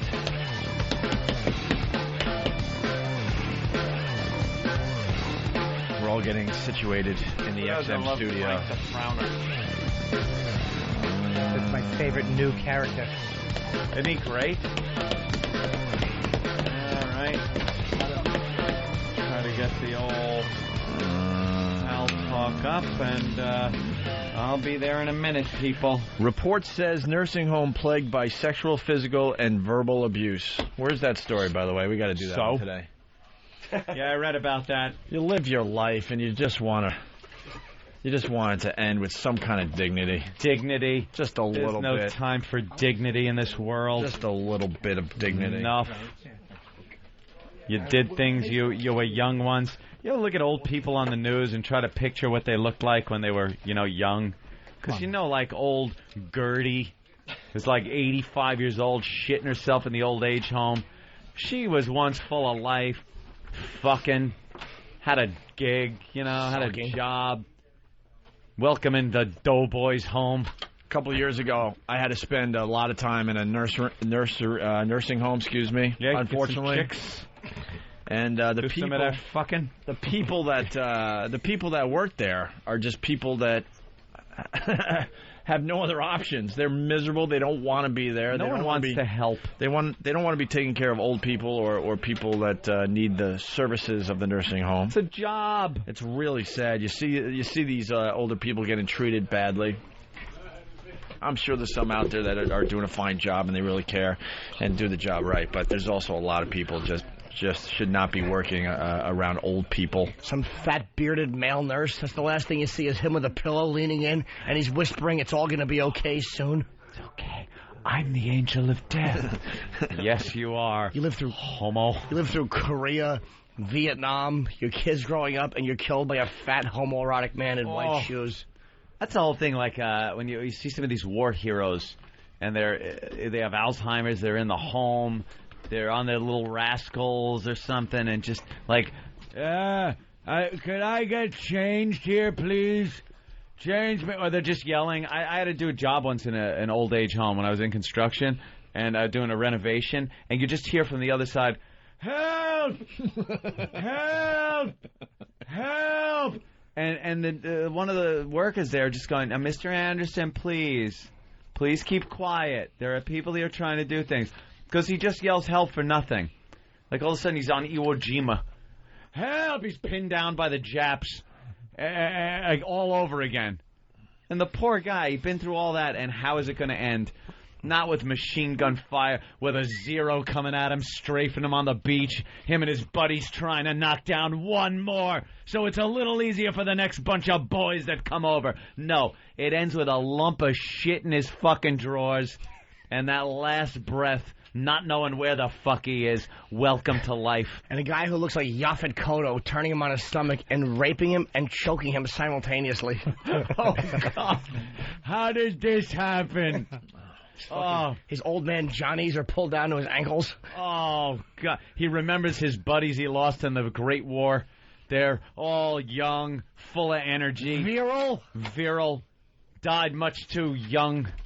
But at the hands of the Huns. They died in glory. Right, in glory as heroes. Pictures of them, all they'll ever be are pictures of them as young men. And there he is. Why are you doing this to me? A black thigh on either side of his ass cheeks, and intense physical pain that he's never experienced, and a lot of old man confusion. Oh, there's a guy over him giving him some other guy the rules on how to fuck him. Yeah. Right, you can fuck him in the ass, but no coming in his ass. Yeah, his family comes on Tuesday, so don't ever fuck him Monday night because he complains. Yeah, last time that cum dripped out of his ass, and his son found it and almost got in trouble. We barely explained it away. Throws him a rusty can of Vaseline. Yeah. The old man can't communicate. All he can yell is help. Help. That Kill Bill scene is great, man, when the guy's describing how to fuck her. All right, I'll give you a little time. Oh, that's the best. Here's the story, by the way. Horror show at old folks' home. Horror show. Staten Island's Eager nursing home is a horror of sexual, physical, and verbal abuse for patients, and top administrators never told authorities what was happening. A bombshell state report charged yesterday. The report cites at least 28 incidents of one patient abusing other residents on the 4th floor dementia unit. The dementia unit. Now there's a party. The dementia unit. One patient. Incidents that were never investigated or reported to the state health department. I'm being fucked in the ass. Sure you are. No, we're just taking your temperature, ma'am. There's one go-getter patient that had sense enough to know I gotta pull this off in the dementia ward because they won't believe one of these old kooks. Well, they would only get half the story right. He raped me, and then he turned into a bat and flew away. All right. Thanks for nothing. If they can only stick to the story. He put his penis in my mouth, then the mothership came. Did it? Who blackened your eye, ma'am? Batman did. It was Batman. But he was a Negro. All right, I'm sure he was. All right. Swallow this pill. Higher-ups in the privately owned institution covered up the incidents, claiming they were typical of dementia patients, not abuses. All right, let's go to Mike in Arizona. Mike, what's going on? Hey there, Mike. What do you say, Bill? I've never gagged listening to your show until right now. You guys are freaks. Yeah. I'm sorry. Hats off to you, man, and just gagging. The last line of the article is the inaction by the home's officials violated 7 health regulations, the report said. You just know. 7. One patient abusing other residents of the 4th floor dementia unit. So this one patient figures, this is perfect. Just walk up and punch someone as hard as you can right in the face with impunity. And it always occurred after Yankee losses. So Jeter strikes out, he just takes out his frustration on the old folks, or as he called them, punching bags 1 through 20. Punch him in the face, and if they go, is it Jello time? And then you fuck him in the ass. Jesus. Jeremy in Missouri, what's up? Hey, I used to be a caregiver, I guess is what they call them these days. No, you were a male nurse. Yeah, failed nurse. Caregiver. Oh, male nurse. You can make it sound as cool as you want, but you were a male nurse. You're an asshole wiper. Go put your white shoes on, your clogs. It's not shit, it's just mud. Just think of it as mud. What do you think about when you're ragging down an old lady in a shower? Yeah. Skin's hanging off her like a doily. Oh, my God. I've told my wife so many times, we got to fuck now while we're young because I know what it's going to look like now, years from now. You know it's going to be like a Shar-Pei pussy. Oh, my God. It's like a hush puppy with water dripping off of it. Yeah. But, man, I got to tell you, it was horribly frustrating. I took care of Alzheimer's patients. These people would come up, think you were their worst enemy, smack at you, call you names, throw food at you. We had one little lady on the unit used to literally throw shit like a monkey. Great. You walk into a room. Isn't that wonderful? Hi, Agnes, how are you? Slam the door. How do you not want to punch him? How do you not want to just punch them in the face? I would have planted my foot right in Agnes's twat. Straighten old Agnes right out. Maybe I shouldn't throw shit because when I do, I get a nurse shoe in my pussy. Even someone with dementia can figure that out. We had a bunch of walnuts disappear. Is that what you? Oh, I thought you called them some of the patients. Those are the ones that were shy. Those are shy mental patients. They just stand there facing the wall. Hey, look at the walnuts. Gather up all the walnuts and get them to bed. They were wallflowers in high school. And they well, Anthony, this one's for you. Oh. It disappeared from the arts and crafts room. Little walnut shells, you know, they decorate them, put little eyeballs on them, little arts and crafts. Well, about a week later, I was putting this woman's toothbrush up when we were getting ready to put her to bed, and there's a bunch of whole walnuts in her drawer. And we're like, well, we find food in the rooms, we got to throw it away. Right. So I opened up a trash bag that I had in my little scrubs pocket, and up into the drawer. Just started pouring these things into the trash bag. Well, as they hit the floor, through the bottom of the trash bag, they crack open. Chocolate centers, but this was the same woman that used to throw her shit. They were literally packed with shit. How did she put them back together? Was she storing them in her asshole like a squirrel? No. So they were two halves, and she put shit in them and then closed them up? Yeah. That's and then put creative. Them in the drawer to keep All them right, safe. we're done with this guy. What did you do after you killed her? Even the family can't get mad at you. Look, I love my parents, but if either one of you ever packs a walnut with your feces, I'm hiring someone to kill you. You're not my parent. You're burdens. By the way, Eric is not happy. Eric. Oh, no. Hey, what's going on, guys? What do you say, Eric? Thanks for calling. Let it out. Let it out, Eric. Let it out. Let's go. What the fuck are you guys thinking, man? I mean, come on. Like with the war vets. I mean, these guys served their country. Yep. You know, fought tyranny, and they can't help the way they are. I mean, come on. Amen. Don't you think that's my point? I'm saying it's a goddamn shame that these guys did what they did and then had to go out like that. But you're saying, Eric, they shouldn't be poked fun at like that. No, not really. I mean, what are you guys going to do when you get that age? Absolutely. Don't you think? Be fucked by male nurses. That's right, hopefully, if we're attractive enough. Anthony and I made a pact a long time ago that we're going to take each other out. You guys are fucked. Opie will I'm be dead gone. serious. Iraq. Iraq. He just hung And up. they won't know what Opie's talking about. Iraq. Be yelling for people. People don't like it when we give them like a taste of reality. No. I mean, that's exactly what happens. You like to think you're going to die, Eric, call back. romantically or whatever, but no, it's going to be something horrific, unfortunately. Look, Eric, we didn't look. Here's the thing. Eric, call back. No one gets the cancer music as you're lying in an open bed overlooking the ocean in Hawaii as you take your last breath. Oh, what was that? ER? We never watched it. We all wish we Goose we could go out that way. Goose from Top Gun was sitting there. Yeah, which way do you think he wanted to go out? Hitting the canopy that didn't eject right, or sitting there with cancer on the beach in Hawaii? Yeah. Oh, this is like the cancer song. Israel, this guy's name is Israel. Something big fat Hawaiian guy's dead. You're kidding. How did it happen? It's a good tune, right? This guy's dead? Yeah. Did they play He's dead. Did they play this at his funeral? No, his health doesn't allow it. Cut the shit, Sonny. Was he like a big Samoan or something? I think he was a big fella. Sounds like a fat ghost. Stupid song. A fat ghost. You can hear him breathing. Listen. Way up high. No, wait, listen. Oh, you missed the beginning. We go, this one's for Gabby.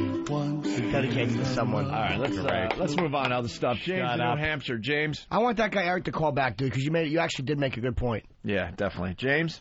What's going on, guys? Hey, I got a bit of a callback from Mantown for you. Yeah. If you remember the other day, we were talking about Warrant and Blue Oyster Cult and everything not playing to the crowds they used to. Yeah. Well, Mantown is currently giving away a prize where you can win the band Extreme playing in your office lunchroom. Why didn't you call the first half of the show? I just got in my truck and heard it because I don't have XM in my truck.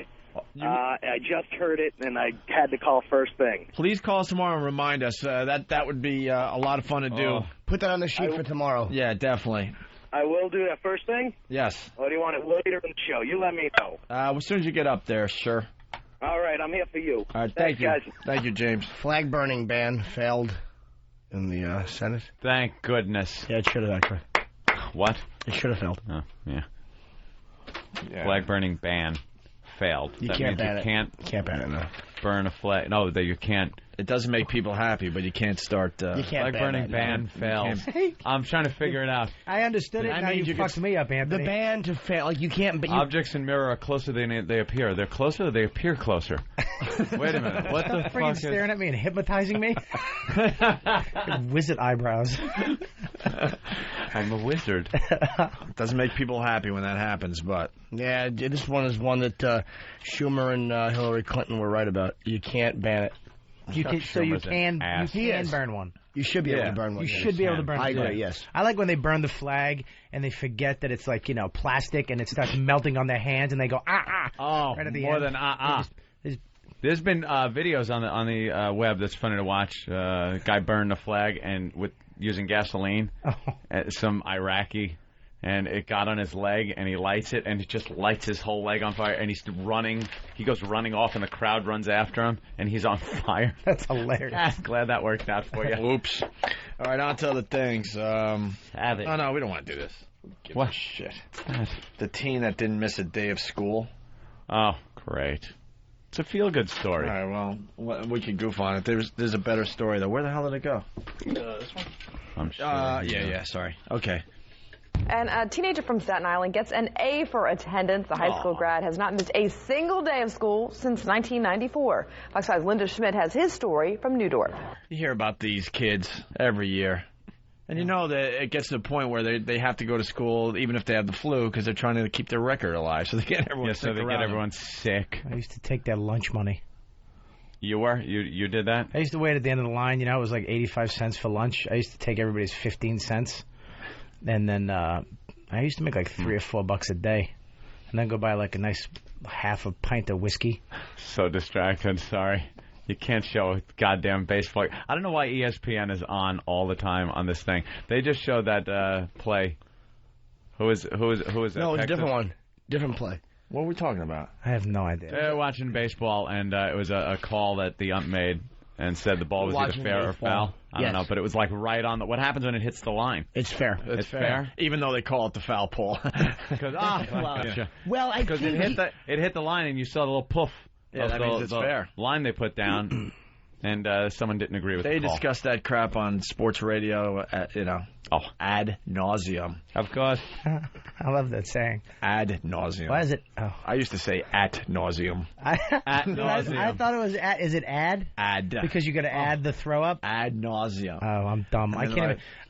I can't say. Why is it called the foul thing? Why is it called the foul pole if it's fair if it hits it? Who gives a shit? Should be the fair pole. Ad nauseum. And no one drives me nuts about baseball when they say he had 8 RBI. RBI, yes. Why is it not runs RBIs? batted in? It just should be RBIs. It was RBIs. But it's not runs batted ins. I know, but it was just the accepted thing for so many years, and then some do-gooder out there that was perfect in English class decided to change it for everybody. Oh. So then you get the sports announcers going, hey, that's 5 RBI. It was RBIs growing up. 5 RBIs. RBIs. Can you say philanthropist? Philanthropist. No. Oh, my God. What are you trying to say? Philanthropist. Philanthropist? Like charitable? Can you say it? No, but I could say get the fuck out. Yeah. What's that mean? Philanthropist. No, because I can't say it. Philanthropist. Philanthropist. I can't say it either. Say Phil. Philanthropic. Phil. Phil. Ann. Pissed. Phil. Ann. Phil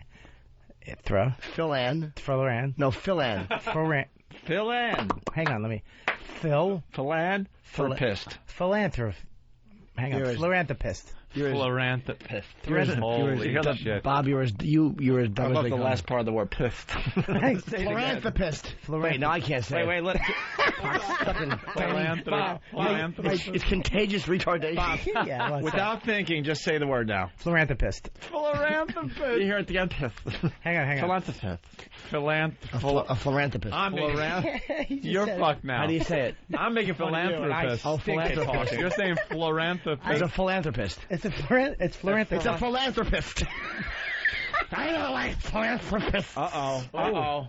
Frank the Frowner. Yes, I don't like philanthropists. Why? They help people. Frank the Frowner says no to philanthropy. Because no one's ever helped me get my operation. What's the operation you need? It would help fix my face muscle. Do you know it takes more muscles to frown than it does to smile? I once read. You told us that a couple of times there, Frank.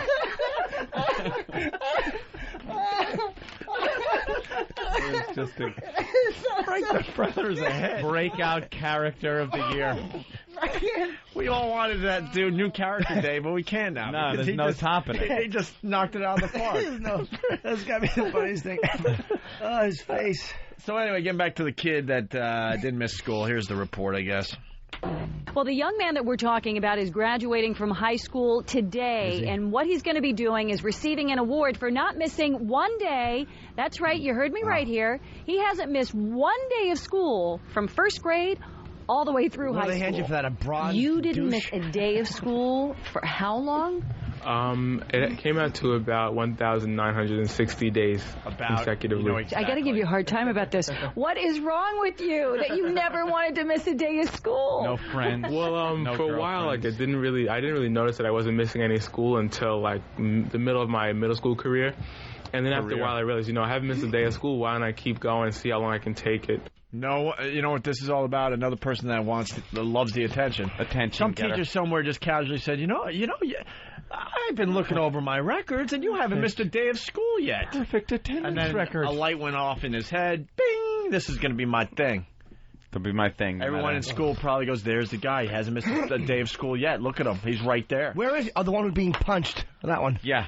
The guy up against the lockers. We'll throw darts at him. Especially high school, the best thing was to skip a day of school just out of nowhere. Yeah, random day off from school is the best thing ever. I used to cut. Sometimes we would go and just hang out in the school parking lot all day and not go to school and just listen to rock music. Oh, ABBA. Go into the woods. Zep. Hang out. Zep and Ob. Zep over Sabbath. No. Just hang out, listen to the Cars. The Cars. I like the Cars. Don't start a new character today. I'm not. Who's that, Smallmouth? I cut too much. His name actually, Little Mouth. His name's Little Mouth? I cut too much school, and then I would I couldn't go back. Like, I'd reach those points where it's like, wow, I haven't been to social studies in like 3 weeks. What am I going to do? Just pop in and go, oh, hi, I'm back. So you couldn't go. You'd reach a point where then you'd have to avoid the teachers in the hallway because she would like know that you hadn't been to class in 3 weeks, and you can't just drop back in. So you'd cut out of that class, and then I cut other classes, or I'd cut the whole day and just smoke pot at my friend Frank's house and watch like Gilligan's Island and stuff. I remember when you come over, I like smoking pot with you. I've never smoked pot with you. You frowning idiot. I said your friend Frank's house. Oh, Frank. It was a different Frank. I'm sorry, Frank. Yeah, he wasn't Frank the Frowner. Good improv Frank skills. the Stoner. Yeah, no kidding. Great. It was beautiful. I didn't recognize his name. And then you ruined it again. You went, no, the other Frank. Oh, sorry. I didn't think we were the Groundlings fucking meeting. Guy's name is Jimmy, you idiot. You're trying to pass out the props. Yeah, we're going to do Freeze-Its next. Jerk off. We're going to do hands. And go. Let's get a pause. All right, it's a comb, and you have a baby foot in your asshole. Go. And give me an occupation. Occupation. And there's always one guy trying to yell something funny. Ice cream eater! Oh, no. All right. Go ahead, and you can always tell who is who. Job. Oh, great, Frank again. Plastic surgeons! And a strange situation to be in. You're shitting on the couch, and your grandmother catches you, but she's sucking a Negro's balls. Go. Hey, let's go to Paul New Rochelle. He's got a question for Frank the Frowner. Ooh. Frank the Frowner, I want to know if you have a rebuttal to Tippy Tom and his comments on the Kentucky Fried controversy. I haven't heard those comments, so I'm not going to comment until I've heard everything. What were they? I think it was talking about putting turkey in the chicken. I like to do turkey impressions. Your question's upsetting him. He seems to be frowning. Do you know it takes more muscles to gobble than it does to smile? I once read on the internet. What's your comment on immigration? I don't have any comments on immigration. This is not a wacky news bit, sir. This is a childhood birth defect. Yeah, man, the guy's going to wreck the new character. Yeah, stop it. Don't wreck the new character. All right, back to the kid that didn't miss a day of school. 18-year-old Stephen Renault is proud of his record, and he should be. Is he? He didn't miss one day of school from first grade all the way through to his senior year in high school. None of my friends have ever, encouraged me to cut school with them. A lot of Do you know how all great my it would friends. be if on his way to pick up his graduation ceremony, he was mowed down by a drunk driver? Some kid playing hooky. Just had a bottle of Jack and fucking wrecked his dreams with one misread light. With Leonard Skinner blasting Freebird. Oh. All right. Through to his senior year in high school. None of my friends have ever, encouraged me to cut school with them. All of my friends are actually, into their schoolwork also, so they haven't felt any need to encourage me to cut. And I actually don't really know many of my friends who have cut school. Now, keep in mind, Stephen never even stayed home sick.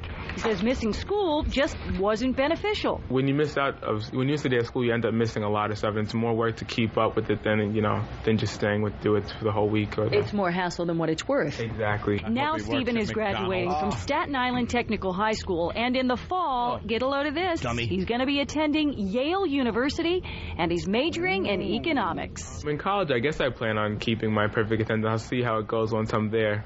I don't know yet, but I probably will. And on the back of Stephen's T-shirt there, it said Yale 2010. Well, that's going to be the year that he graduates from Yale. And you know his mom. Why else would he have Her that? name is Marilyn. She is very proud of him. And, of course, we wish him the very best. Why else would he have the date on the back unless that was the class he was in, you fucking stupid idiot? The burnout should have broke into his house after his parents leave for work and just, duct tape him to a chair so he misses a day of school. Can't get to school. I must make it. He had a perfect attendance record, except for that one day where he was taped and raped by fellow students. With a lacrosse stick. He sounds and he is, Jason. Thank you. Yes, and which means he actually attended more school than 6 of his other family members combined. All right, we don't. Or he'll be shot on his first day of college. You really think the one big chance of getting out of the rut of the community? Is he? We don't know. Do you think he is? I don't know. Yes. What do you call a black guy that didn't miss one day of school? Jesus. Schwoogie? No. What? No, I don't. A very responsible young man. A black guy with white parents? That's right. You went with the bit a little too much, Bob. You know, I don't mean to tear down a wall here, but you know. I'm sorry, dude. I'm going to tear down the 30th wall. Hey. Sometimes we don't what? I'm the only one that tears down. Well, I'm not. This is not me speaking. You don't want me doing Frank the Frowner now, do you? This is Jim Norton, the actor that plays. No, that's my bit too. Frank the Frowner. That's my bit. Frank the Frowner. That's my bit when I step out of character. Opie. I can't. Just do Frank the Frowner. Yeah, why can't? You said he can't do. Why couldn't Opie do Frank the Frowner? I steal it. No, I don't want to steal. Yeah, you know who Frank the Frowner's cousin is? Who? Hey, Frank the Angry Typing Guy. That's my bit too. Stop. Angry Typing Guys. I've run out of bits to come up with. I can't come up with any new ones. Hey! Now you're combining your bit with my bit. Stop. Speaking of frowning, that's my brother's bit that I ripped off. Speaking of frowning, I'm a black ninja. The Chinese are coming. I haven't developed that one yet. I'm still working on the Chinese are coming. Give me time on that. Let's say hi to Mike in Miami. What's up, Miami. fellas? Yes, what's Hey up, there, Mike? Mike. What's going on? What do you say, Bill? Not much there, Steve. Listen, Opie, how does it feel yesterday making a New York Times best-selling author crumble with his stories and look like a complete dipshit? It made me feel really good. Yeah, that guy to really. be quite honest with you. Really was a... That guy pissed me off on a level, like we say this all the time on the show, that I can't even explain to you, because it's like me and my friends, we all had stories like that. Bob, these guys that are in the studio all had those stories, and this guy is just lying through his teeth. And we were all laughing and enjoying it. And there was one part of the story. Every one of us just shut off at the same time. Yeah, we went. Yep. Oh when she puked too. When he puked in her back, shut up. It's like the story was entertaining, and it could have happened, and then when everyone's puking and shitting, and the cameraman falls out of the closet, and he's puking, it got to the point where it's like, stop it. It got uncomfortable in here because we're all looking around like, well, we got to call him out now. Were you a fucking Mel Brooks movie? We get it. All I kept thinking was, shoot the hostage. Because what was going on, we were going with it. It was like, all right, the guy's telling some stories that a lot of people can relate to. This is kind of cool. And then he went so far over the top, like, all right, now we have to make him look like a complete ass. That's the thing. We've all had these kind of stories. Anybody who's going to college, anyone who's banged a chick before has had these issues. But this guy just went on and on and on and kept discrediting himself. And let me tell you, I'm down here in Miami where he supposedly did the bulk of his bullshit. Yeah. And, I know a few guys who supposedly went to the gym. It's all hearsay. But, yeah, banging a chick is one thing, but people falling out of closets with cameras and shitting projectile shit. And then not having the video camera or the videotape anymore. I mean, come on. And we knew we got to him, and we knew that, we called it as it is because he started cursing E-Rock out at the elevator. Yeah. Why, what did he start saying? You started getting mad at him? Oh, yeah, going, fuck you, fuck them, blah, blah, blah. So, all right, thanks, bro. All right, fellas. All right. I guess we could take a break, right? Mm-hmm. I have to finish my delicious smoothie. You guys really do. Both of you are sipping on smoothies like two little girls at a park. Ooh, they're good. Are they good? Yeah, they're banana strawberry. How could they not be You're delicious? fat smashing. Don't do it. I can't. Why? This is not a bad. What's wrong with? I have pineapple, banana, strawberry. I have banana, strawberry, pineapple. Who's that? It's me. That's just Jimmy. That's just Jim. My pineapple, strawberry, banana. I like to have some. I like three fruits. You have two fruits. I like three fruits. I like strawberry, pineapple, banana. But you can't just have pineapple, banana without strawberry. What's in this that you can? Pineapple, strawberry, banana. I think there's frozen yogurt. You can't have that in phase No, actually, 3. I think it's good.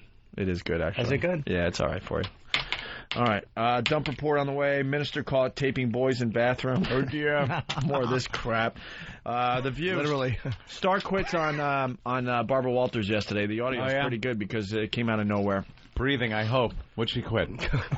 She said she will no longer grab Naomi Watts and try to climb a building with her. And by the way, we got to call out Barbara Walters today too. She's on the front page of the Post. After the show ended, Then she just ripped Star Jones a new one. Why she's a phony. Why don't you do it right on your show? She was right there. You're a journalist. She wishes her well and all that. We got the audio, and then the papers just went nuts because then Barbara Walters said she betrayed us, she's this, she's that, blah, blah. I was trying to protect her, and then, tells everyone how she really felt. Bunch of phoniness. A bunch of phony baloney, pardon my French. And then we got the mouth. We got a lot of radio still to do. We got the homeless cable access host. This thing is pretty interesting. Oh, I saw that on the news. Yeah, this is blown up as well. So, we'll eat carrots. Or what is that? What the fuck is that? Wait a minute. Stop making... What is a... I'm a vampire. Who got those? I did. Carrots. I was vampire. Why is there a bag of green giant carrots I love these in things. the studio? What else am I going to eat? Good. What am I going to eat? What am I going to eat? A whole plate of bottles? I'm hungry. Have a plate of bacalagage. Oh. Have some mezzacadouche. Hey. My mother, rest in peace, she mixed these up with a little sauce, a little wine. Hey, that's my bit. What? That.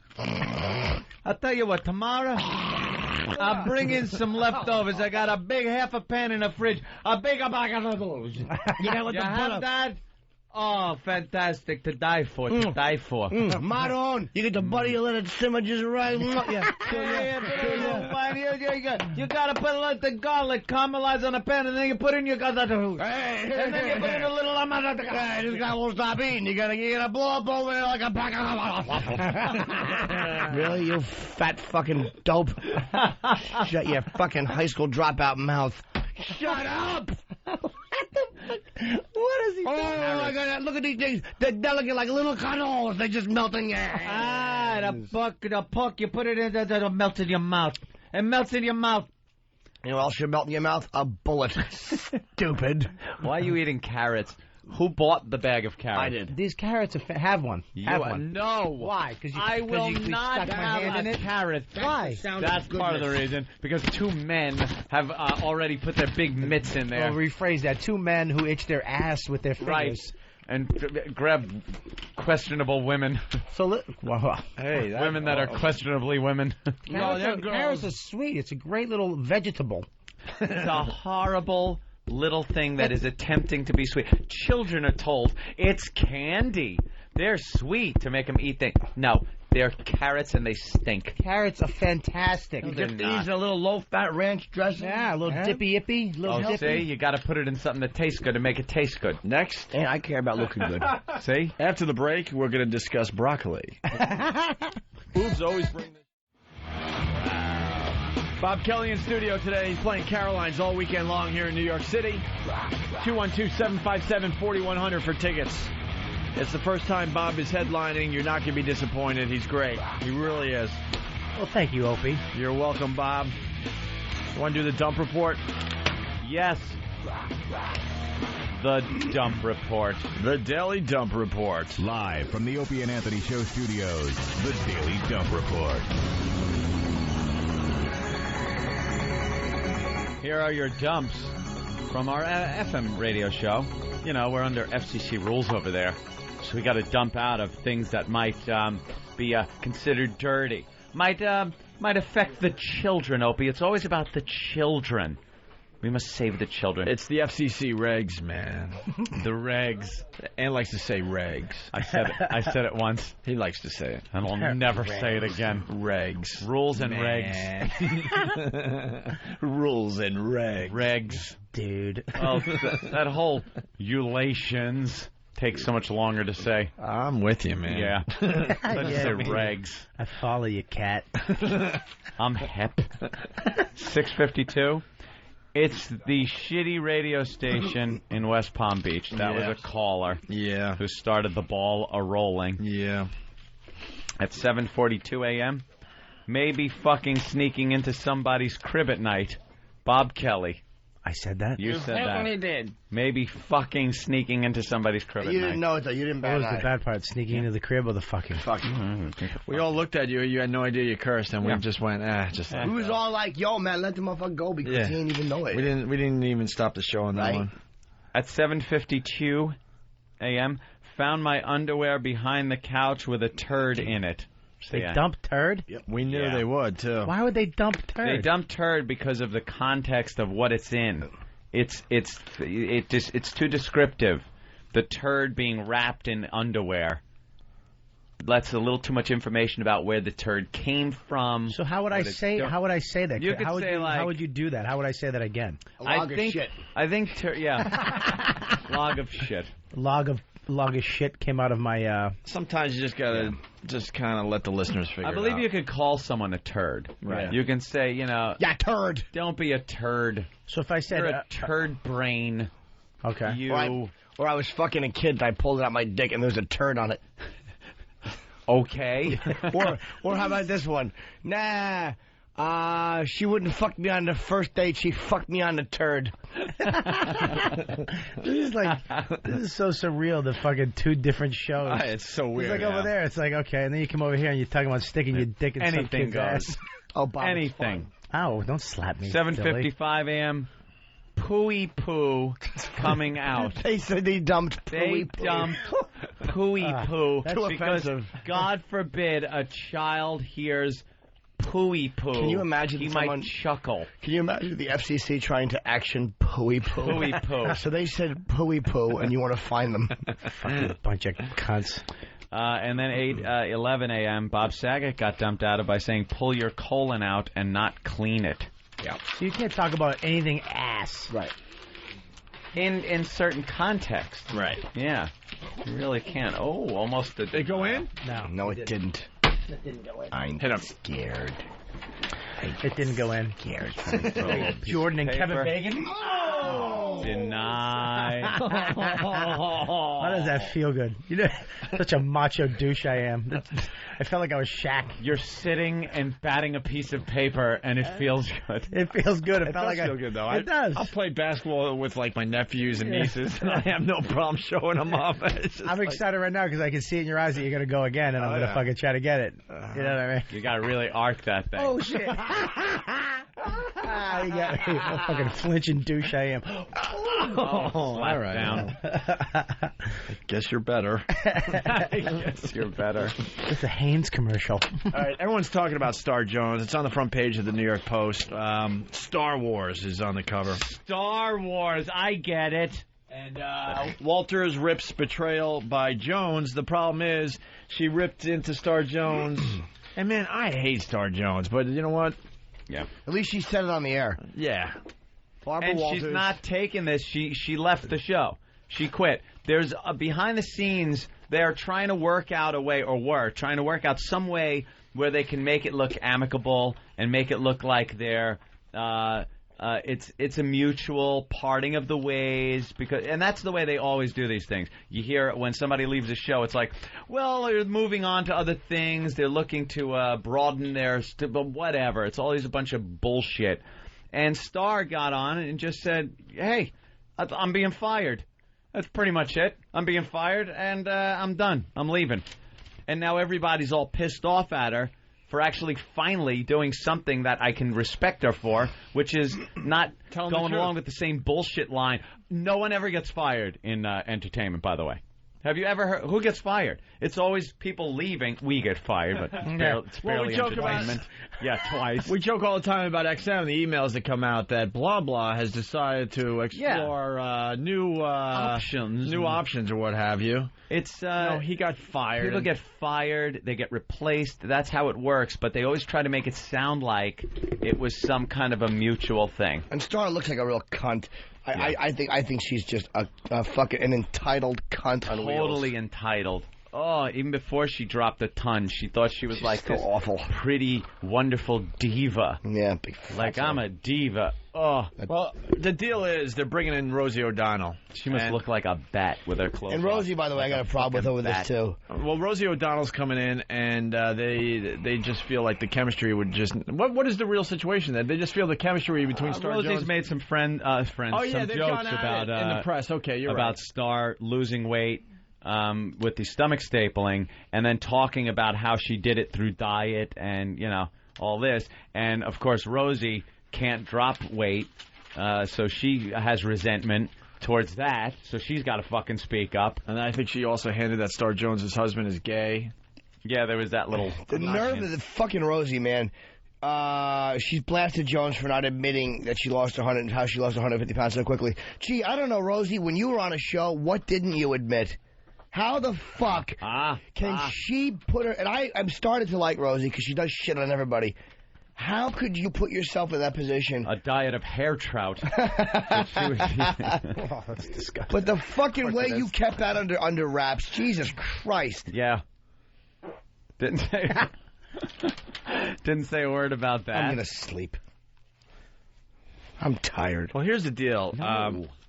You gotta listen to this audio because now Barb Walters is saying that Star Jones, blindsided everybody to announce that she's leaving The View, even though everyone behind the scenes already knew it. They already knew they had it in the media scheduled. Rosie O'Donnell's starting up in September, and they did not renew Star Jones's contract. So Star Jones, I'm sure it was just kind of just sitting there inside her, and it was. It was bubbling, and she finally said, "You know what? I'm telling everyone that I'm leaving the show, and it's not because I want to leave the show. Yeah, I'm being fired. Good. So here's the audio from yesterday. It surprised everybody because it wasn't supposed to go down like this. Do you mind? Excuse me 1 minute, you guys. I apologize for interrupting you. Something's been on my heart for a little bit, and cholesterol. After much prayer and counsel, I feel like this is the right time to tell you that the show's moving in another direction for its 10th season. Rosie O'Donnell. And I will not be returning as co-host next year. No blacks allowed. I'm going to hold your hands right now because, as you might imagine, this might be the hard thing to do, okay? Yeah. It's been the most amazing 9 years of my entire professional and personal life. Barbara, I want to thank you for giving me the opportunity of a lifetime to sit at this table and sit with you guys. My co-hosts, Joy and Elizabeth and my Meredith and Essentia. We have a lifetime of memories together. A lot of fun. And I'm going to take all of that and the respect that I have for all of you with me. Goddamn rich cunt! Oh, he had to chime in, didn't he? Goddamn Jeff Goldblum. His timing is always good. Shane in Florida. Shane. Hey, what's up, boys? Hey. You guys walked all over Anthony's line, man. Oh, which one? He said Star Jones must look like a bat or all of her clothes off. Oh, yeah. Anyway. There you go. Thank you, sir. Is there any more audio? I hope Jeff doesn't jump in again. That was really that rude. Would be awful if Jeff Goldblum decided to voice his opinion. A lot. Here's more Star Jones. To the crew, Rob and Phyllis especially, and the staff here at The View, you all are the most amazing, best in television, and I've been honored to be your colleague.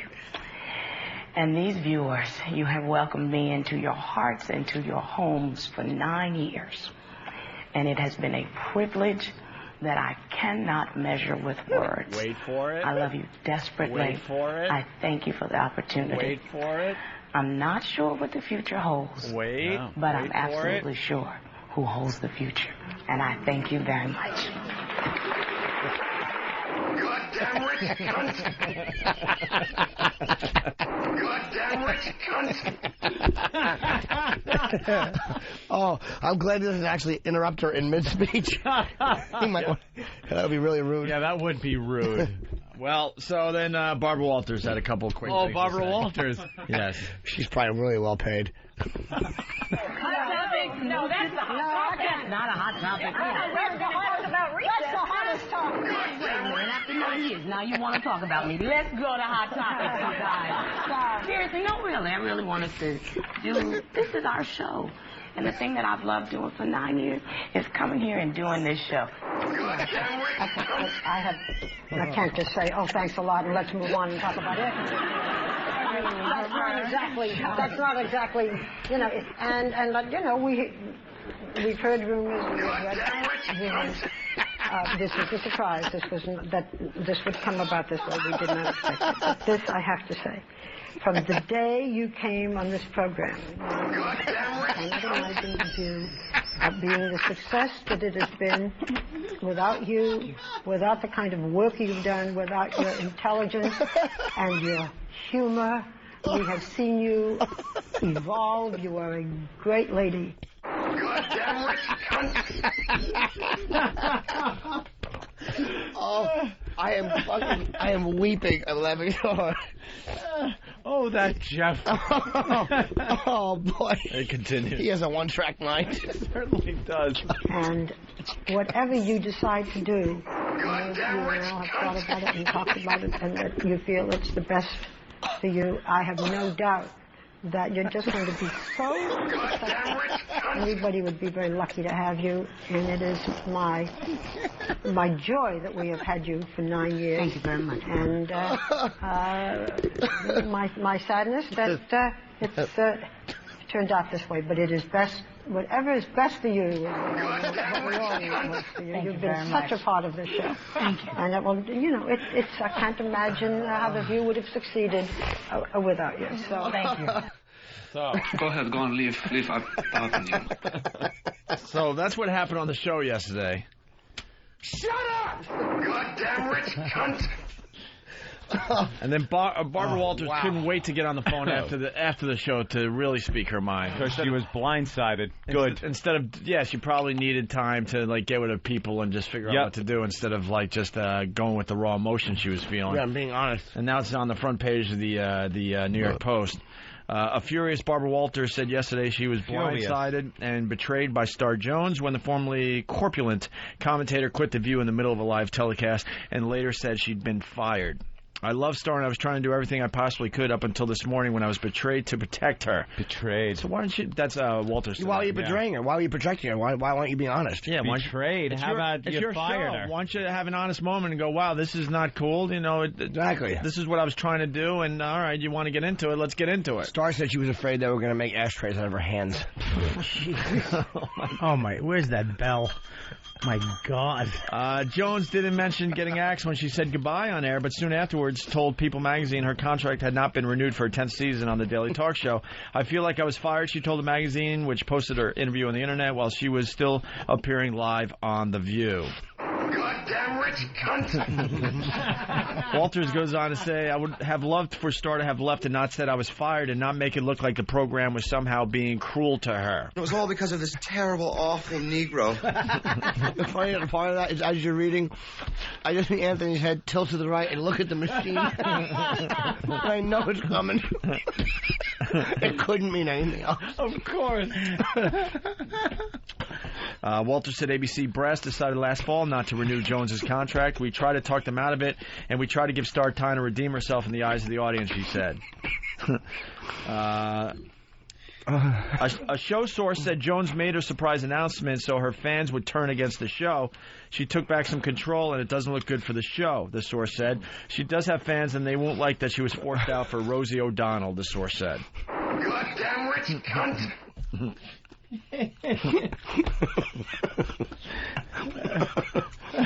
That's a brutal clip. It certainly is. Oh, this is something we've talked about on the show. This is my sig pick on Whack Bag, too. Yeah. It's the whole video clip of Jeff Goldblum beating that woman and calling her a goddamn rich cunt. President jogging with old ice cream scooper feet. He really does have weed whacker feet. Oh, God, no. That's a soldier. Sickle foot. That is a soldier. I know. He should jog through Amish country and help him with the weeds. Of course it's awful. Sorry, I didn't realize that was off limits after all the AIDS and baby rape jokes we did. Sorry, invisible line in the sand. Shit dicks. John in Philly, what's up? Can't help it. I turned the fucking TV on. I just see this fucking guy with eyeglass, nose bridge holders on his feet, running around the fucking lawn with the most powerful guy on the planet. It bothers me. He's bouncing 7 feet in the air every time he takes a stride. Clink, clink, clink, clink, clink, clink. We know. John in Philly. Hey, it's just John from Philly. Yeah, we're calling, just saying we love your show. We love you guys. I currently serve in the military. Thank you, man. And we get your show over in Iraq because we get burned copies on CD. Nice. And we say we love what you guys are doing for us. Thank you. Oh, thank you, man. That's very cool. Yeah, now, is there any way, because we don't get XM out there, we have to have our home base, and we have to have parents and everybody send support packages with copies of your show. Is there any way XM will be going overseas? Dude, we've asked them so many times, but XM said no because they support the insurgents. No, we don't know. It's a hard thing to pull off. XM actually does help them with something with the military. Uses XM satellite to do something. We did bring it up, though, with XM saying there's got to be a way we could broadcast to the troops or do some kind of cool thing for the troops. But I don't think it never really went anywhere, unfortunately. I think the military is actually going to stop that, not XM. Is there an address where people could send stuff? Well, out there, your best bet, you would have to either go to your local USO, which would be at an airport. You could call any military facility because there's multiple places. Each base is sent to like multiple areas in Iraq. What's the general's? There's a big thing over there now with comics going over there. They won't let comics go because the general in charge is like this. He's very against dirty humor and swearing, and he's very God and like that's why Colin they wouldn't let Colin go. Me and Colin were supposed to go to Afghanistan and Iraq, and he canceled it because they said you can't swear, no racial jokes, you can't talk about anything. It has Son to be of a bitch. So they say you have to wait for this general to actually get rotated out. Get him out. And have the new guy in. So the last guy was good. These guys just want to laugh. They're over there fucking fighting for their lives, and this cocksucker is imposing his morals. What an asshole. Cocksucker general. Well, some of the actual troops complained at one of the shows. Well, some of the Christian soldiers, of course, complained that the show was a little too dirty, and they talked about. Oh my God! Well, when I was there, I served in Balad. I did a little tour in Fallujah and Baghdad, and we love your show out there. We would love it if somehow you guys could get out there or send some sort of. Yeah, we're thinking of broadcasting from Fallujah. It'd be wonderful. We're going to take a C-130 in and... Yeah, that'd be great. We could set up the mics, get shot at. It would probably be hard to do a show like that, gentlemen. Might be a little distracting at that. Well, I just wanted to call to say we love what you're doing for us. You guys are awesome. You help the days and time goes by much faster out there. Thanks, man. Thanks, John. We're going to send copies of this show and then the box set of McMillan and Wife. All right, you guys take care. Carrot juice on Jimmy's microphone. McMillan and Wife. These guys just want to freaking laugh. The original title of that was actually Cop and Cunt. But faggot and beard. Who played McMillan? That was, oh, wow. What's it,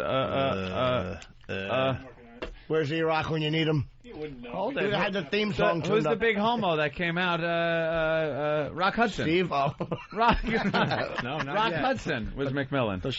Oh, really? Yeah, Rock Hudson. And Susan St. James was wife. The name of that show is Empty Suit and Wife. Light as a feather and wife. I had no idea that was him. Pillow biter and wife. McMillan and T-Cell.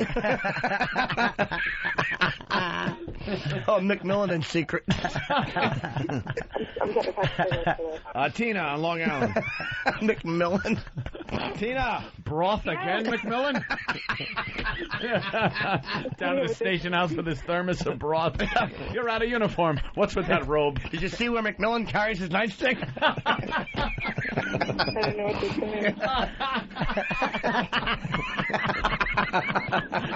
McMillan is wife. Wait, who's that dress belong to? McMillan and wife? Ah, shit. McMillan and widow.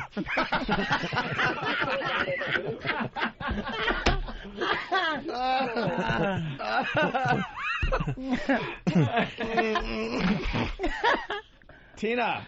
Yeah. Oh, hi. Hi, Tina. Guys are fucking insane. Hey, how you doing? Good, how are you? Good, Tina. Let's go. Okay, I'm on Long Island. Oh. Down 347. A nice part of Long Island, or where are you from? Port Jeff. We're going towards Smithtown. Port Jeff? Goddamn rich cunt. Okay. Tina. Yeah. Go ahead. You're on what road? We're on Route 347. 347. Headed towards Smithtown. Okay. And the rain stopped. Yeah. I got about 50 WOW stickers on me, so we're going to do a little sticker stop. Oh, good. Ooh. Silver Camaro SS. And, SS. Yeah. Got my Camaro. Wait, you're gonna be wowing and giving out wow stickers today for us? Yes, I am. McMillan and Widow. Supporting the boys. Boys. Do you? Who are you with? With my boyfriend. All right. You got nice juggies. I got big jugs. Yeah. Huge jugs. Long Island. Long Island. I Rock Z. Long Island titties rule. All right, where are you going to be stopping so people can check out your boobs? By the mall. Smith Haven Mall. By the mall. Smith Haven Mall. There you go. All right, if anyone... When are you going to be there? 10 minutes. All right, if anyone sees this girl flashing, call up the show. Are you going to be by the Nordstrom entrance or the Sears entrance? Yeah, really. Oh. When you get to the mall, give us a call back because we'll do a little wild thing in the parking lot or something, all right? What's the matter, Chief? McMillan called again. He keeps asking to be partnered up with that Justin Volpe character.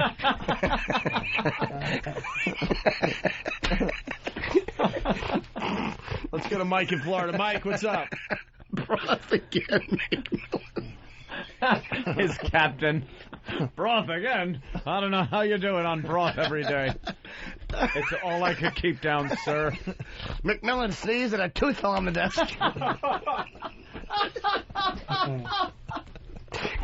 McMillan wants to go to Canine, but he has a poodle.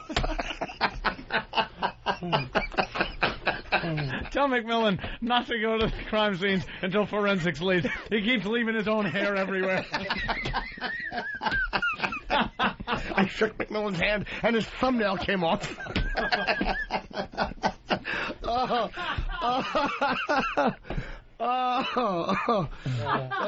Keep that under your hat and wife. Fucking retarded. Protected by the studio and wife.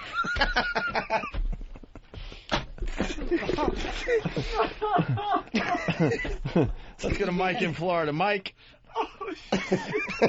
Mikey. Hey, Mike. Mikey. Mikey. Oh, fucking A. All right, well. God. You want to say never lose that Jeff Goldblum clip.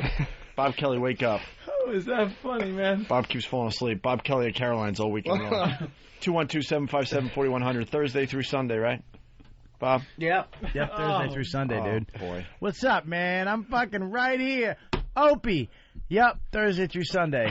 At fucking Caroline's, my first time there. At Caroline's headline and come down. You know what? Because a lot of guys from the show, they hear me on the show and they're like, fucking, the fucking listeners. This is a motherfucker accusing me of actually being on a show with you and bombing on a fucking message board. Accusing me of being on a show that I never was on and I sucked. When? What show? Some show in Buffalo. You were on a show in Buffalo, man. I was on one, but it was a fucking great show. You did another show in Buffalo that I wasn't on. Who was on that show with you, the other show in Buffalo? Gino Bisconti, maybe. Yeah, Gino Bisconti. It's Gino Bisconti, you fucking fat douchebag in your mother's basement. Shithead. Fuck yourself. So anyways, come down to a Caroline's this weekend and, have a good time because I am a funny fucking guy. And Jay Davis. Now, we all know that Opie and Anthony Wow stickers are your ticket to seeing some beautiful bosoms. Well, yeah. Did you know that Wow stickers have many other uses? I remove unwanted bottom hair with Wow stickers. Oh, God, my sphincter's bleeding. That's a raw anus. Get your official Opie and Anthony Wow stickers at opieandanthony.com. Oh, God, my poopy hurts. Don't be such a girl, Travis.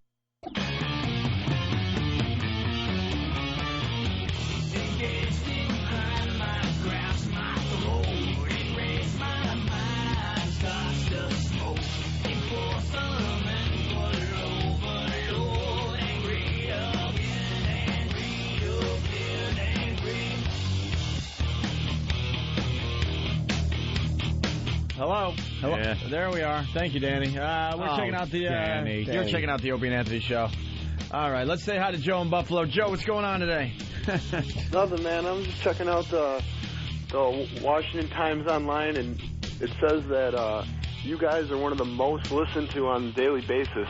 Hugh Pinero said that. Yes. Whoa. Yes, Hugh Pinero, the CEO of XM. I got in front of me here. Mr. Pinero would not tell us which programs draw the biggest audience on a daily basis, but he did say that the Opie and Anthony show, along with XM's comedy and news channels, tend to be the most popular. Hey. Oh, one more thing, guys. How's that for failing? O&A now can be heard on WJFK and other... All right, whatever. Keep going. Thank you, Hugh. Hey, Nice. one more thing, guys. Yes, sir. I was driving through Cleveland the other day, and they still got David Lee Roth billboards up. What's up with that? They're probably paid for an extra amount of time. They'll get around to taking them down. All right. Take it easy, guys. Yeah, we just, we're very popular because we have little riffs like we just did on that very popular show, Red Ribbon and White.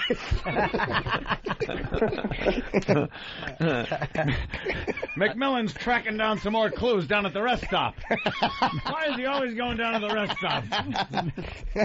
McMillan taking another shit again. McMillan's always peeking through that hole trying to find clues. Broad awareness and wife.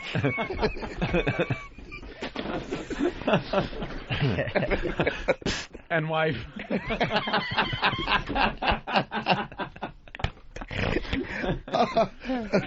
McMillan's got that Abraham Lincoln assassination all wrong. He was talking the other day about Buddy Booth. No, I had to be talking about the assassination, because another thing about a shot to the head.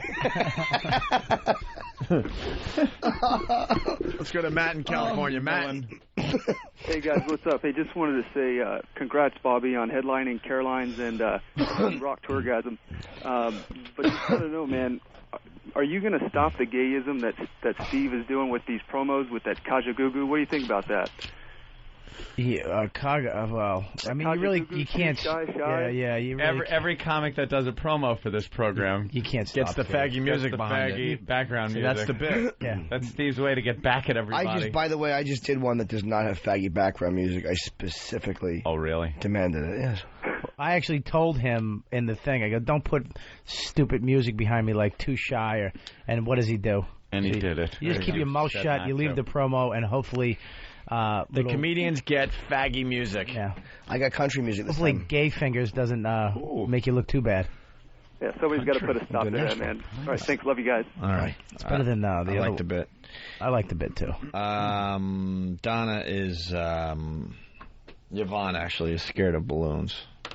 Or we can what? More another phobia? Yeah. Is this from what show? Or you want to do homeless cable access host who hates gays and blacks and that one? Okay, that sounds good. Homeless guy. This man should have a home.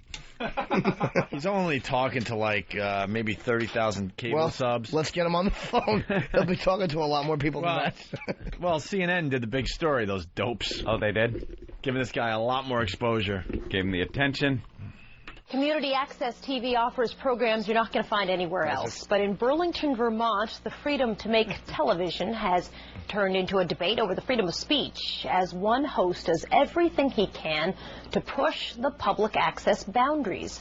CNN's Keith Oppenheim has our story. In Burlington, Vermont, long after the sun goes down, a show begins on cable TV with something offensive for just about everyone. When a does that, you know she should be dead. The host of the show spews violence against women. He once showed a video of a pig's head being cut off as he attacked what he called feminazi pigs. His name is John Long, viewed by many as a racist, someone who encourages violence against gays. My goal is to be the most hated person in Burlington. Wow. Guess he's getting there. We got to get him on. John Long. The public access gets crazy. Please, let's get him on. I don't get the rules. I just don't get the dumb rules the FCC have, the rules for TV and cable TV in particular. Yeah. It's just all fucked up, man. It's just fucked up. It's like rags, man. Sorry, it just doesn't end. Steve and wife. I have to go solve this crime. At you, Steve and wife. Steve and wife. Steve, you done with that case? No. Oh, okay. Well, Steve, your evidence is all messed up. Damn it. The Steve clips have to be together. What was that, sir? Steve, what do you think of your casework? That's terrible. I'm sorry. His acting stinks. That's terrible. That's terrible. That stinks. That was supposed to be like a grief moment. Yeah. Steve did a sketch, and his acting is so bad. But this was supposed to be like after he hears about it, like someone talks about the death of their own mother. Yeah. This is Steve's response. That's terrible. I'm sorry. I can picture his fat head shaking and his eyes kind of closed when he said it. Why are you mad? You're in my house. You're in my fucking house. You're in my fucking house. Why are you mad? You're in my fucking house. Sing-songy ass in life. We should get it. We should get it for Bob Kelly. We have to. Bob It's worth has to playing hear it. again. Yeah. Go get that piece of production. Ed Wood refused to direct him. You're terrible. Here's more audio of the homeless cable access host. On TV, he goes by the name Mr. Happy. In real life, he doesn't have a paying job or a roof over his head. John Long is 44 and homeless. How long have you been homeless? About on and off for about like 25 years. Back in 1995, when O.J. Simpson was acquitted of murder, Long says he was outraged and wanted to broadcast his opinions. He went to Vermont Community Access Media, Which sees the benefit of allowing people to express themselves, no matter how reprehensible their content would be. Yeah. You're absolutely right. Yeah, certainly are. I'm so surprised they haven't figured out a way to put a stop to those cable access and public access shows. Because they really are. Some of them I watch and I want to throw like something through the television. You ever see Just Damon really X? Where do you find Manhattan? Me and Billy Burr used to watch him. Probably the funniest guy. He looks like Robert Downey Jr., but he puts white makeup on and black around his eyes. And he sits there and just, in like one episode, he's just like, I want to be motherfucking president of the motherfucking United motherfucking States of motherfucking America, motherfuckers. Now, if you vote for me, motherfucking right, motherfucking now, I am Damon motherfucking X motherfuckers for like an hour. That's all he says is motherfuckers. Wow. It's the funniest thing ever. Can we get that somehow? How do we get cable Damon access? X. It's on Time Warner in Brooklyn. I know they got some, so maybe E-Rock. I don't know if I have it here. Oh, forget it. Guys, Tina's ready to wow. Uh-oh. Tina. Yeah. Hi, Tina. Hi. You're down at the Smith Haven Mall, are you? Yes, I'm at the Smith Haven Mall. Yeah. We have I'm in the Verizon store. we have Ted Van Driver headed down. Yeah, Ted Van Driver. how many people are around you right now? Wow, nobody yet. I'm waiting. Yeah. So we figured. So, shut up. Oh. It's a silver Camaro. You guys know. I Of already course told it you. is. Yeah, we're in the parking lot by the Verizon Wireless. Parking lot by the Verizon Wireless. Wow, that was Doublemint twins. And what do you look like? I have big teased up hair. No, I'm wearing a short teased up skirt hair. and an You look 80s fucking top with weirdo. shoulder pads. What? I No. got a fucking yellow shirt on. Yeah. My hair's blonde. Can you like see- brown, blonde, highlight, straight, whatever. Can you see areolas, honey? I'm the chick with the big tits in the Are parking you? lot. That's what I Hey, need to know. Tina. Yeah. Are you in? Is that your boyfriend's car? Yeah. Is he Italian? Yeah, what do you think? Of course he is. Italian. You are running through the gamut of Long Island stereotype. Tina, I get in know, the I fucking know. Tina, get in the fucking car. Tina, get in the Tina, get in the fucking car, Tina. We're going to show you tits on the radio. How many times have you heard that at a bar at night? Tina, get in the fucking car. You're not going to get that new fucking pocketbook if you don't shut your fucking pie hole. Tina, your friend's a fucking stupid cunt. That's what it is, Tina. Your friend is a stupid fucking cunt, and I ain't driving up fucking home. Get in the car, Tina. Are you a good girl or are you a cunt? Hey, boys, we got to take care of some business here. We're gonna drive to the bridge and dance. How's my hair? Wait, what's happening? What's happening?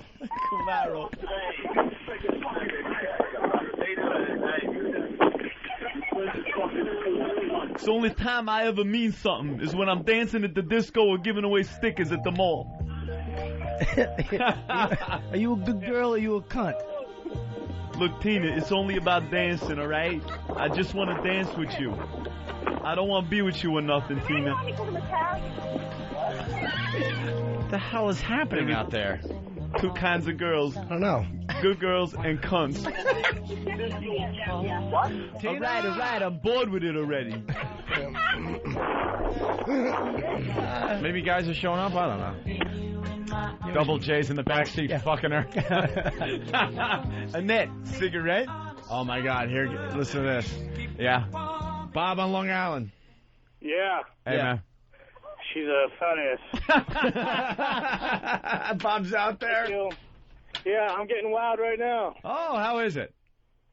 Hold on. Oh, the boy? Yeah. Well, let me give you a good one. Oh, I'm getting a good wild right now. Hello. Hey, there you go. What does she look like? They're huge. Bob, what did she look like? Thank you. Oh, my God. I put it this way. Speed limit's 15 miles an hour. I'm doing 60 trying to get away from her. Holy crap. Hey, put Tina on the phone. I just drove. She ran away. She wowed and ran. Her boyfriend's getting mad right now because he's second-guessing this. Like Leguizamo and Son of Sam, calling her a fucking whore. Get in the She's got fucking a gap car. between her teeth. A gap between her teeth. Hey, does the Camaro have T-tops? Here comes hold on. What? What's going on? Security? Mall security? Suffolk's finest over here. Oh, really? Yeah, they're walking and they're driving around towards her, so I'm leaving. Oh, please arrest Fatty. Great. Please arrest her. Like a freaking woodchuck. 2 handcuffs. You know, it's Officer McMillan. Put those away, they're disgusting. I actually went out of my way to see that, and I'm very disappointed. You're very disappointed, Bob. He went out of his way. He's very disappointed. How far out of your way? What are you That never happens. No. What's going on? What can you see? There's a couple of cars pulling up, and she's running up to him, handing them wow. Oh, I thought that was the view audio. It's a sight. I work nights, and now I have to go home and go to sleep. All right, I can't Bob. enjoy myself. Good luck. Bob. Good luck to you. All right. More of the homeless cable access host from CNN advocates against him. I want to challenge the liberal, elite here. Cara De Leonardis works for an advocacy group that monitors hate crimes in Burlington. My fear is that his show can incite someone to actually carry out something that he suggests. But so far, no one's been able to show Long has incited anyone to do anything. And state officials say Long's speech is constitutionally protected as long as he doesn't target an individual or clearly identified group. If you start curtailing Mr. Long from speaking, then the next person to be curtailed may be you or I. Shut up. The word curtailed. Whatever. I hate the word curtailed. We need audio of the actual show. This is boring. Oh. Boring. I want to hear what he's all about. Hey, let's say hi to Rio on Long Island. Rio. Hey, how's it going, guys? What's up, Rio? She's got some sloppy fat around the waist, man. They're definitely big, but they're big because she's fat. Oh, wow. Yeah, the boyfriend's got the muscle shirt on with the Camaro SS. You guys picked it right. The Guido with the chick and the whole Long Island stereotype, man. She thinks she looks good. He thinks. I would say it's 6. Yeah. All right. That's not bad. But they're big, though. She's very, she's loving the attention. Looks like she's starving for it, and she's enjoying it. How many people are there? I just left about 5 or 6 people were there, and there is a couple of cop cars floating around in the parking lot, so I was like, it's not worth getting in trouble for. All right. Thank you, sir. Hey, you're making with some of these chicks. They think you got to dance with them.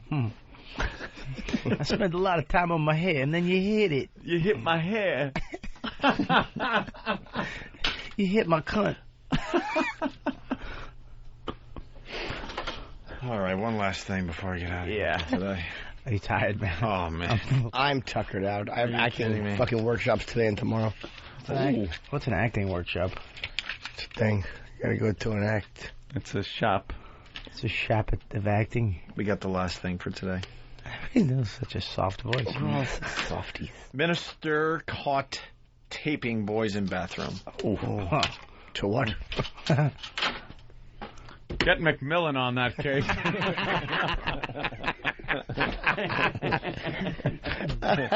I'll take the evidence home, Captain. Minister and wife. I'll paw over it. Minister and wife. McMinister. Another trip to the rectory. Yeah, it's a fucking silly. I don't know. McMillan jumped on this case.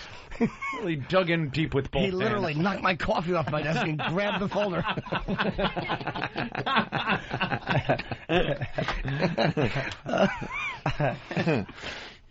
This is a sickening crime we have to tell you about next, all caught on camera, and this involves a minister. A New York man is accused of trying to lure young boys for sex and even taping them in a bathroom. Oh, dear. Police say they found the sick video, and they say it's loaded with damaging evidence. Police believe he shot it with a small digital video camera in a bathroom at Chicago's O'Hare Airport. It shows boys and men using the urinals. Searching his room, we confiscated 4 computers, several hard drives, hundreds of CDs, and VHS tapes. Detectives say they caught up with Cano after he tried to lure at least 2 boys in the Middletown area. He allegedly handed those young men nude photos of himself along with his phone number. Detective Thomas Miller was then contacted, and he utilized that information, that telephone number, to make contact with Cano. 1-800-GOD. He had contacted him and pretended to be a 15-year-old male, and after a short conversation had agreed to meet with him for the purpose of either engaging in sexual activity or being photographed. Uh-oh. Wow. Where is your mind when you're handing young boys your phone number, naked photo, and your phone number? In the right place. In the right place. That's like just... You might as well just break into or go into a bank with a gun and wait for the cops to get there. If you want to go to jail so bad, there's no way you're not getting caught. Did you think it through there, Minister? Did you? They never Nothing. think it through. That's just like at the end of the rope where it's like, look, I'm not getting any action. I got to try something different. You just think he went out of his mind. The old looky, and the eyebrow wink wasn't working. That ain't working. Trying to build up a relationship ain't working. Yeah, the old looking over like trying to catch a glimpse of his penis while you both peeing didn't work. You just got to break the camera out, hand him. Here's my card. Here's my cock. He actually incorporated Pedophile Inc. LLC. He bought him licky child. Lick little child would have been funnier. Cano was arrested on Saturday. At the time, he was carrying his minister identification from Jehovah's Witness Church. In addition to the videotape, police also found beer, condoms, and nude pictures when they searched his car. Subsequent to that search, all these other packets, individual packets, both in English and Spanish, of that same materials I described earlier. So far, Cano was the only one facing charges in New York, but more charges could follow after police in Chicago finish their own investigation there. Another strange twist, McMillan. All your evidence has disappeared. There's DNA on this evidence that wasn't here when we gave it to him. Why is this condom empty? McMillan, that's not a smoothie. God damn. What are you chewing?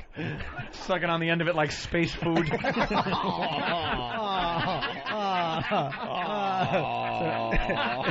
Roast beef and pea dinner. Oh, man.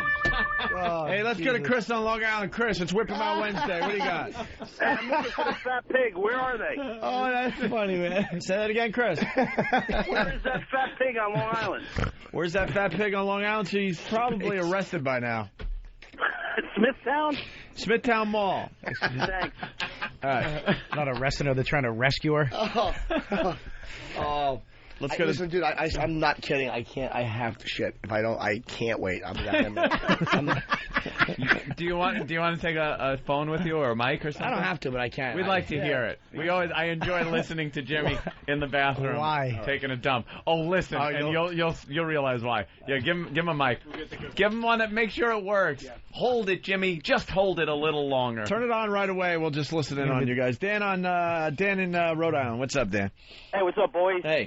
I just wanted to wish Bobby K good luck at Caroline's. Break a leg, dude. Oh, Jesus. Break a leg. Dick, thank you. That's very exciting for Bob. Yeah, I'm very excited.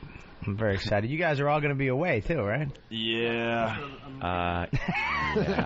So I was listening. What are you there the whole weekend? I'm out here the whole weekend. Yeah. You know I would be there, Bob. I'd love for you to be I'm there. not gone for the whole weekend, so I can make it. Why don't you come down? I will. All right, good. I'm getting away. That'd be good. You've never seen me perform. Yeah, Back in the day. Back in the day, way Right? back. It was Back in the fucking day. God, it was like 68, 69. 68. San Wait a minute. Francisco. That wasn't me. Wait a minute. Is that mic on? Jimmy. Oh, here we go. Jimmy. Hello? Jimmy. Hi, Jim. Am I on the radio? Yes. I'm walking to the restroom. Hey, is Frank the Frowner with you? Yeah, why? I had to go to the bathroom and I couldn't wait. Oh, there's the door. Excuse me, son, could you get me the key? There's a young boy in Poe's office. He should have. Do you know it takes more muscles to frown than it does to smile? Somebody once whispered to me. He's telling everybody that little factoid. He's running out of air as he does it. Such a creep. He really. Thank you, sir. Isn't he terrible? Uncomfortable creep. Okay. Man, hold the bathroom door for me. Now let's listen to Jimmy. This is so disgusting. I'm not ready yet. It's going to make me puke. Clean the seat off. Oh, he's got to do his little ritual. Clean the seat off. He You cleans don't, the seat. you don't clean your chest off, but you clean the seat off. Yeah, no There's kidding. hairs on it, He's too. not without his inconsistencies. There's hairs all over the seat. Hold on. Hairs on the seat. Yeah, little curly ones. I'm not kidding. You can hear his little belt buckle jingle. No, I'm just carrying toilet paper off.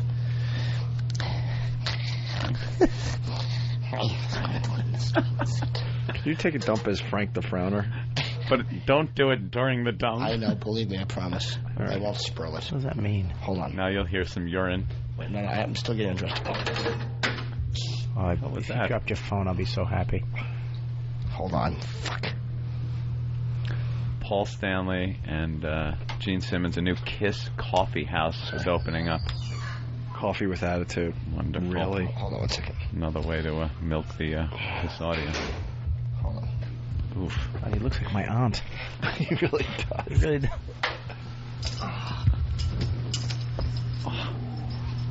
Fucking Maud. They actually don't use coffee filters. They just pack his chest hair into the bottom of the coffee pot. It's filtered through his chest hair. Jimmy? Nope. Oh! Oh! Oh! Is that what that was? Yeah. Keep listening. There's more. It might be. I don't know. That's the guy next to me. Hold on. Oh, it's next to him. Oh! Oh my! Just listen and enjoy. Oh! It's crackling good. It's like Rice Krispies. The guy next to him keeps flushing.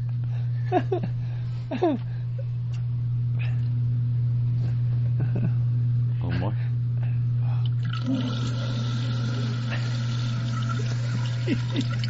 We leave you this Sunday morning with the sounds of a men's room.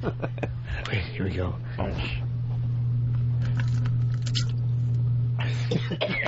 Bob's sleeping, he's gagging. Bob's puking. Oh, that's the... Bob's puking. Bob's left the studio. Bob had to leave. Holy shit. Actually sounds like his act. He puked into the garbage pail, and now he's over another garbage pail outside the studio. It's that crispy sound that gets him. A little more.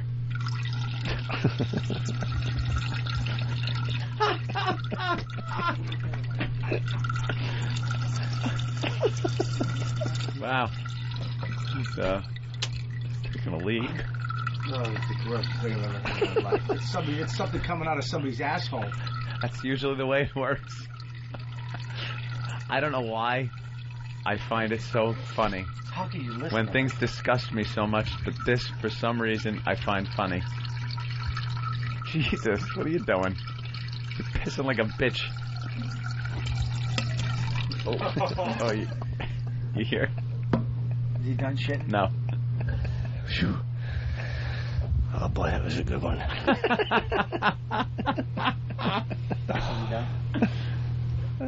Tell him I'm done. You're done? Yeah. Yeah, he's done. Ugh, it's the grossest thing I've ever heard in my life. All right. I hate when he put the headphones back on right when you did that.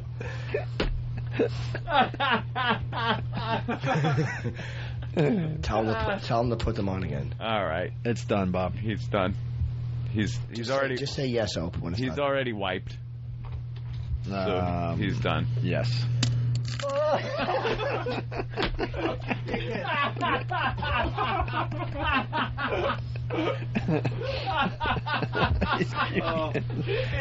If you're gonna puke in here. Oh, you know the rules. This is that funny. You know the rules. Puke in here. It is so goddamn immature, but I can't stop laughing at that.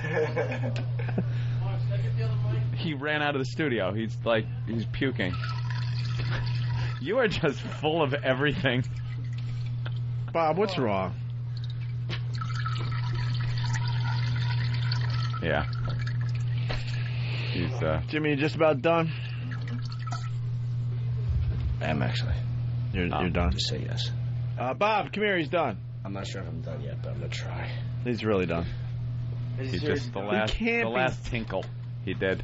Don't fuck me on this, dude. He did the last tinkle. How are we going to fuck you on this? How long could the guy possibly shit when you were out of the studio, we said, are you done? Right. And he said, I'm done. All right. So you weren't even in here. Yeah. Yeah. That's fucking nasty. Yes.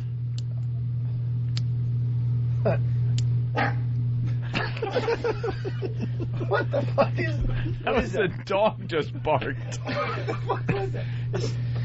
What was that? What is he doing? Is he strangling himself? Jimmy, what are you doing? I'm just pushing. Autoerotic asphyxiation.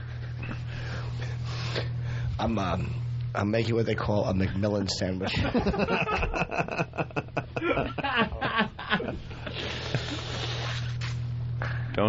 Don't strain. Fucking dirty sinuses. I know. Dave C. from New York City, McGreevy and wife. Anything, Jim? I'm not sure. Okay. I think so. Yeah.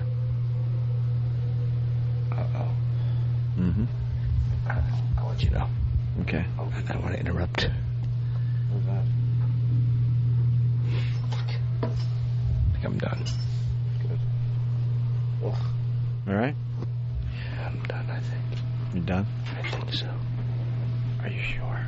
There's something still in there. I'm trying to manipulate it. Are you sure you're done? I'm using digital manipulation. They call that the McMillan technique. That's right.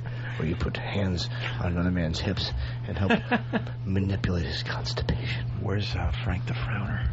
There's people in the stall next to me. I have to talk quietly. Is there really someone in the stall next to you? Yes, there is. Frank, you're going to have to whisper, okay? I have to whisper so I won't be overheard. Frank the Frowner, everyone, in the stall. You know, it's very hard to whisper for me because I tend to talk loud. Because of your frowning face? I can't help it. The sounds come out differently than they're supposed to. It makes whispering very difficult when you have a permanent frown. Do you know, it actually takes more muscles to frown than it does to smile. I once received in a communique.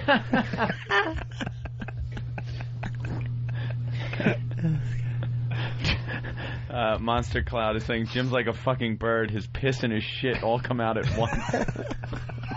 Can we go home now? Does he have headphones on? Yeah, he can hear us. Yeah.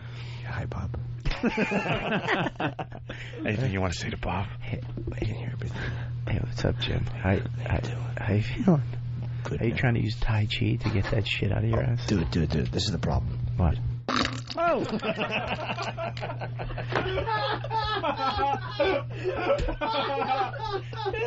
Bob's up again. You know the rules. Puke in here. Puke in here. No, I'm not puking. You sure you're not gonna puke? You just heard a liquid dump come out of Jimmy's ass. Are the headphones on? Oh, no. Give me a yes when they are. Bob. He's just flushed. He just flushed. He's actually coming in. God, what a fucking... Yes.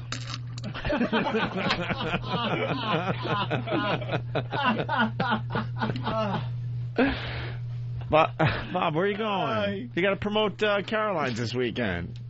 Bob, we're out of here. Give the big plug. Yeah, Bob. Bob, the big plug at Caroline's. Hang on 1 second, dude. I don't want to puke. Puke. Ugh. You know it was just liquidy. There you go. See, we all heard the there flush. It is now. There it is. Flush. A lot of people want to know why Anthony's not answering Jim's ass. Yes, I do understand it. Yeah. All right, why don't you give the big plug? Yeah, Caroline's. Thursday, Friday, 2 shows, Saturday, 2 shows, and Sunday. What time do you show Friday, stupid? 8 o'clock, I believe, on Friday. Did you say Friday? No. Who is... Oh. I'm plugging while he's shitting? It's the same thing.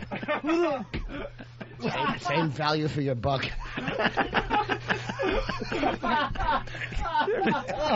How do you plug while somebody's shitting? Believe me. That's the same thing my asshole was saying about your plugs. This Saturday at Thursday, Friday, Saturday, Sunday at Caroline's. Me and how the hell? What the hell is stuck in you? You really had to go. What is stuck in you, Jimmy? Oh, you're pissing like my grandmother. Little clit. Sounds like a little. All right, he's done. You done, Jimmy? Jim. I think so, yeah. Fuck. Strained. Gonna pop a blood vessel. Got a bushel full of grapes coming out of his ass right now. One at a time. Bloop, bloop, bloop. You ever have a bloop bloop? You ever have a bloop bloop shit? Comes out like rabbit carrots. Oh, I hate that. Where you drop a box of milk duds from about 3 feet up. You clang. Bloop. Click, click, click, click. Bloop. I get the roids pushing out the back of my asshole. It looks like your hand after steam hits it the next day. Nice little steam blisters. All right, Jimmy, you got to be dumb because we got to go home. Yeah. Are you killing something? Creaky door. He's leaving the bathroom. Oh, is that what that is? Oh, no. What? What happened? Please shit your pants. Where are you? In the bathroom. Oh. Did someone just leave? They came in. Oh, they came in. Get their washing their hands. Washing. Dude, ask him for toilet paper. Tell him you have no toilet paper. All right. Excuse me, can I trouble you for some toilet paper? Hello? May I trouble you for some toilet paper? I've run out of paper. Or paper towels, anything. Yeah. Hold on.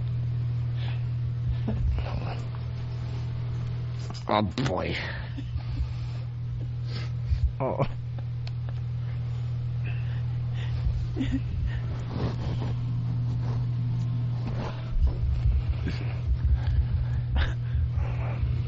Is he getting them? I don't know. Is he there? Yeah. What is he doing? I don't know. Oh, he's using the bathroom. Hold on. Oh, he's urinating. I think so. If he hands you a card and he's naked with his phone number on it. When he hands, you gotta work up. He's getting me. I'm getting ready. I'm trying. Okay. You guys are getting Yes, sir. Oh, thank you. He just put it there real quick and left. He just put the roll in there. I was trying to time it out so I could talk to him and shit while he was handing it to me. But I just saw like a blank hand come up. It was like fucking. He handed me that before Nicholson buried the axe in his chest. Holy shit. I just heard a here. Yeah, here. No one wants to be spoken to by a guy in a stall. That was a big brother, man. That was a big brother? Big brother. Oh, wait, what's that, Jimmy? I don't know. Ask them for toilet paper and do the same thing. I don't know if it's the same guy. Who cares? Tell him you didn't get enough. Someone just walked in and walked out. Uh-oh. My shit smells. What happened, Mars? What'd Mars say? I don't know. It was a big brother. Yeah, he's a big guy. Big guy. Whatever. I didn't ask to fuck him. I just asked him for toilet paper. What's that, Jimmy? I don't know. Or ask Mars. Mars, who is that? It's me. Mars. It's me. It's me. Who's me?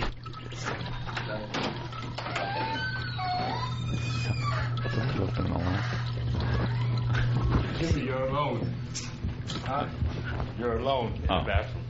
Who's that? Mars. Oh, hi, Mars. Oh, no one in there? No. Damn it. Oh, God damn, was that funny? All right. I was kind of gross, but I had to get the paper. Bobby. Yeah. So it's a sick bit, right? Dude, that's... Please don't do it again, dude. No, I'm actually finished. No, dude, yeah, it's disgusting, dude. It's shot out of your ass.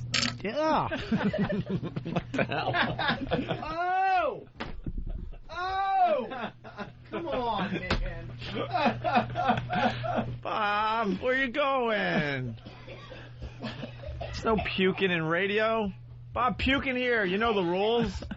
Bob. He's gagging. Bob. And then, like, some bile comes up. He gets, like, a little bit of bile that comes out. Oh, fuck me. Bob. He really gets grossed out by that. He's leaving. Bob. Oh, I fucking hate this. Bob. Fucking disgusting, man. Get away from me. Get away from me, both of you. Bob. What? What's wrong? This fucking ass just exploded in my ear. Oh, that's disgusting. Just sounds like a pack of firecrackers going off. In the mud. Wet, like a damp. In the mud.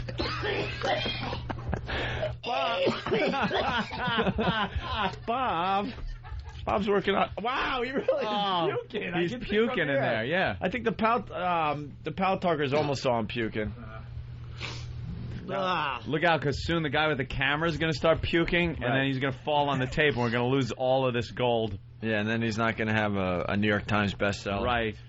Bob, what happened? Knowing it was just really just wet? Wet and shitty It's and that liquidy? crackling. It's the crackling sound of the shit actually coming out of his asshole. Yeah, I guess apparently I have a weak stomach for listening to someone shit. Still going. This is the longest session. Jimmy? Is that shit coming out of his ass? Yes. All right, they're running down the hall. He's pissing out his ass. They're trying coming out of his dick or his ass? They're following him down the hall with a camera and a microphone. Bob! What? Come on! Give your plug. In studio. I'm going to be at Caroline's this weekend. Look at him over there. I'm going to be at Caroline's this weekend at you can't see him really. Thursdays and Fridays. All right. Jimmy? Yeah. Is he done? Yeah, he's got to be done by You got to now. be. There's not... His little body can't hold this much waste. You know what it was? Thursday, Friday, Saturday, Sunday, Caroline's, New York City. Headlining all weekend. Come down to the shows. Put Bob on the... Bob? I'm right here. Bobby. What? It was just because, honestly, I have a smoothie and bananas, and when I do that, like, it empties out everything that's been in there, and I had a lot of meat yesterday. Yeah. And that's why it just sounds like a pack of firecrackers going off in mud. It's the most disgusting thing I've ever heard, dude. Why would you shit like that? Why can't you just shit like a regular human being? I do, listen. Don't shit again. You know, is he done shit? He's got to be done. Yeah, he's just messing with you, Bobby. Relax. I'm at, should I plug it again? Yeah. Is that his ass or his dick? What is that? Is that coming out of his asshole? My ass. Is that coming out of your ass? He already said it. My ass. All sexy. Oh, what is that? What is that? Is he a fucking... What is he? You should see. Oh my God! It looks like I think I shit on my shirt. This is fucking... You know what? I don't even give a fuck if they come. I'm not plugging. This is nasty. This is the grossest thing I've ever friggin' heard in my life. You guys stick around for the wipe. Dude. What wipe? What's the wipe? What is the wipe? Shut up, Bob. Listen. It's all calm down. What is that? It's wiping. Is that metal? Is that metal? That was me wiping. Do you have metal in your ass? No, that's the toilet paper. Listen. Toilet paper roll. Here it goes.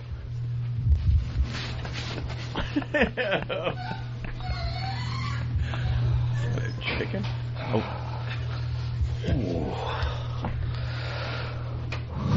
You all right, Jimmy? Oh, boy. Did someone just walk in? Mm-hmm. Someone turned the lights on. The lights are off, Jimmy? Sure. What does Frank the Frowner think of that? He doesn't like the dark. He has a sour stomach. A sour stomach. My favorite food is Smarties. All right, are you done? Oh. Done? He's done. See? He's done. Hold on, I can't hear a word you're saying. I can't hear you because... Why? Whoever turned off the light, I just kicked my headphones off. Hi. And they went into the toilet. Whoever turned off the light. That makes me happy. We have to get new headphones. I just ran in and turned the light off in the bathroom. You just dropped the headphones into that liquid douche you just came out of your ass. It sounded like a baby's head just popped out of his ass. Hold on, don't go anywhere. Okay. We're I waiting. can't hear you. There's the bathroom door. Fucking inner sanctum. I can't hear a word you're saying. I don't know if you can hear me. We hear you. You dropped that. I put my pants on. Wait, your mic, I swear, just went out. Okay, I put my pants on, and I was pulling them up, and the bottom piece was on the floor, and this fell off my fucking ear and went into the toilet. Oh, so the earpiece went into the toilet? No shit on it, but that looks like a piece of toilet paper. Oh God, what is that on it? There's something on it. Is that shit? No shit. What is that? What is that? Yes, it's a piece of like bean skin. What is that? What are you, nuts? Dude, don't fuck around, man. Put it down, dude. It's toilet paper. Put it down. Back away. It's only a piece of toilet paper. Back, dude. It's out of the fucking toilet bowl. Yeah, no. That you just shit in. It's in the earpiece too. Oh God. Well, this is now the guest headset. Yeah, you. No, I'm not using this one again. You have to. It's your shit. Yeah, is it? Have you heard of shit ear? I haven't. Oh, just step on it. Step on it. I'm not. Don't step. He steps on it. Make sure they're never used again. Headphones. All right, we're going to go home now. That's unsanitary. You know, I once read an article. What happens if feces get into the human ear? It causes deafness in 30 different countries. All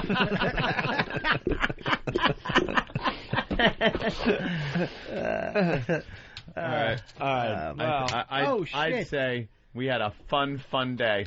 Oh, my God. God damn. Boy, you have a lot in you.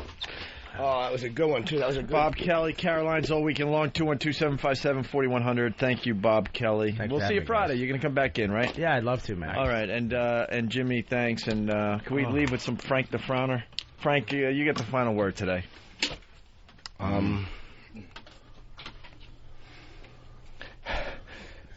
I just want to smile. Just once. That's sad. We might get a collection so you can get I'd that. like to just one time go to Disney World and smile like the other boys and girls. Every time I would go there, all the Mickey and the Goofy would go, "Why are you so sad, little boy?" And I would go, "I'm not." But my face doesn't know how to react to anything but sadness. And then Goofy said to me, "Do you know what it takes for?" And I said, I know, I've heard that before. Wow, across the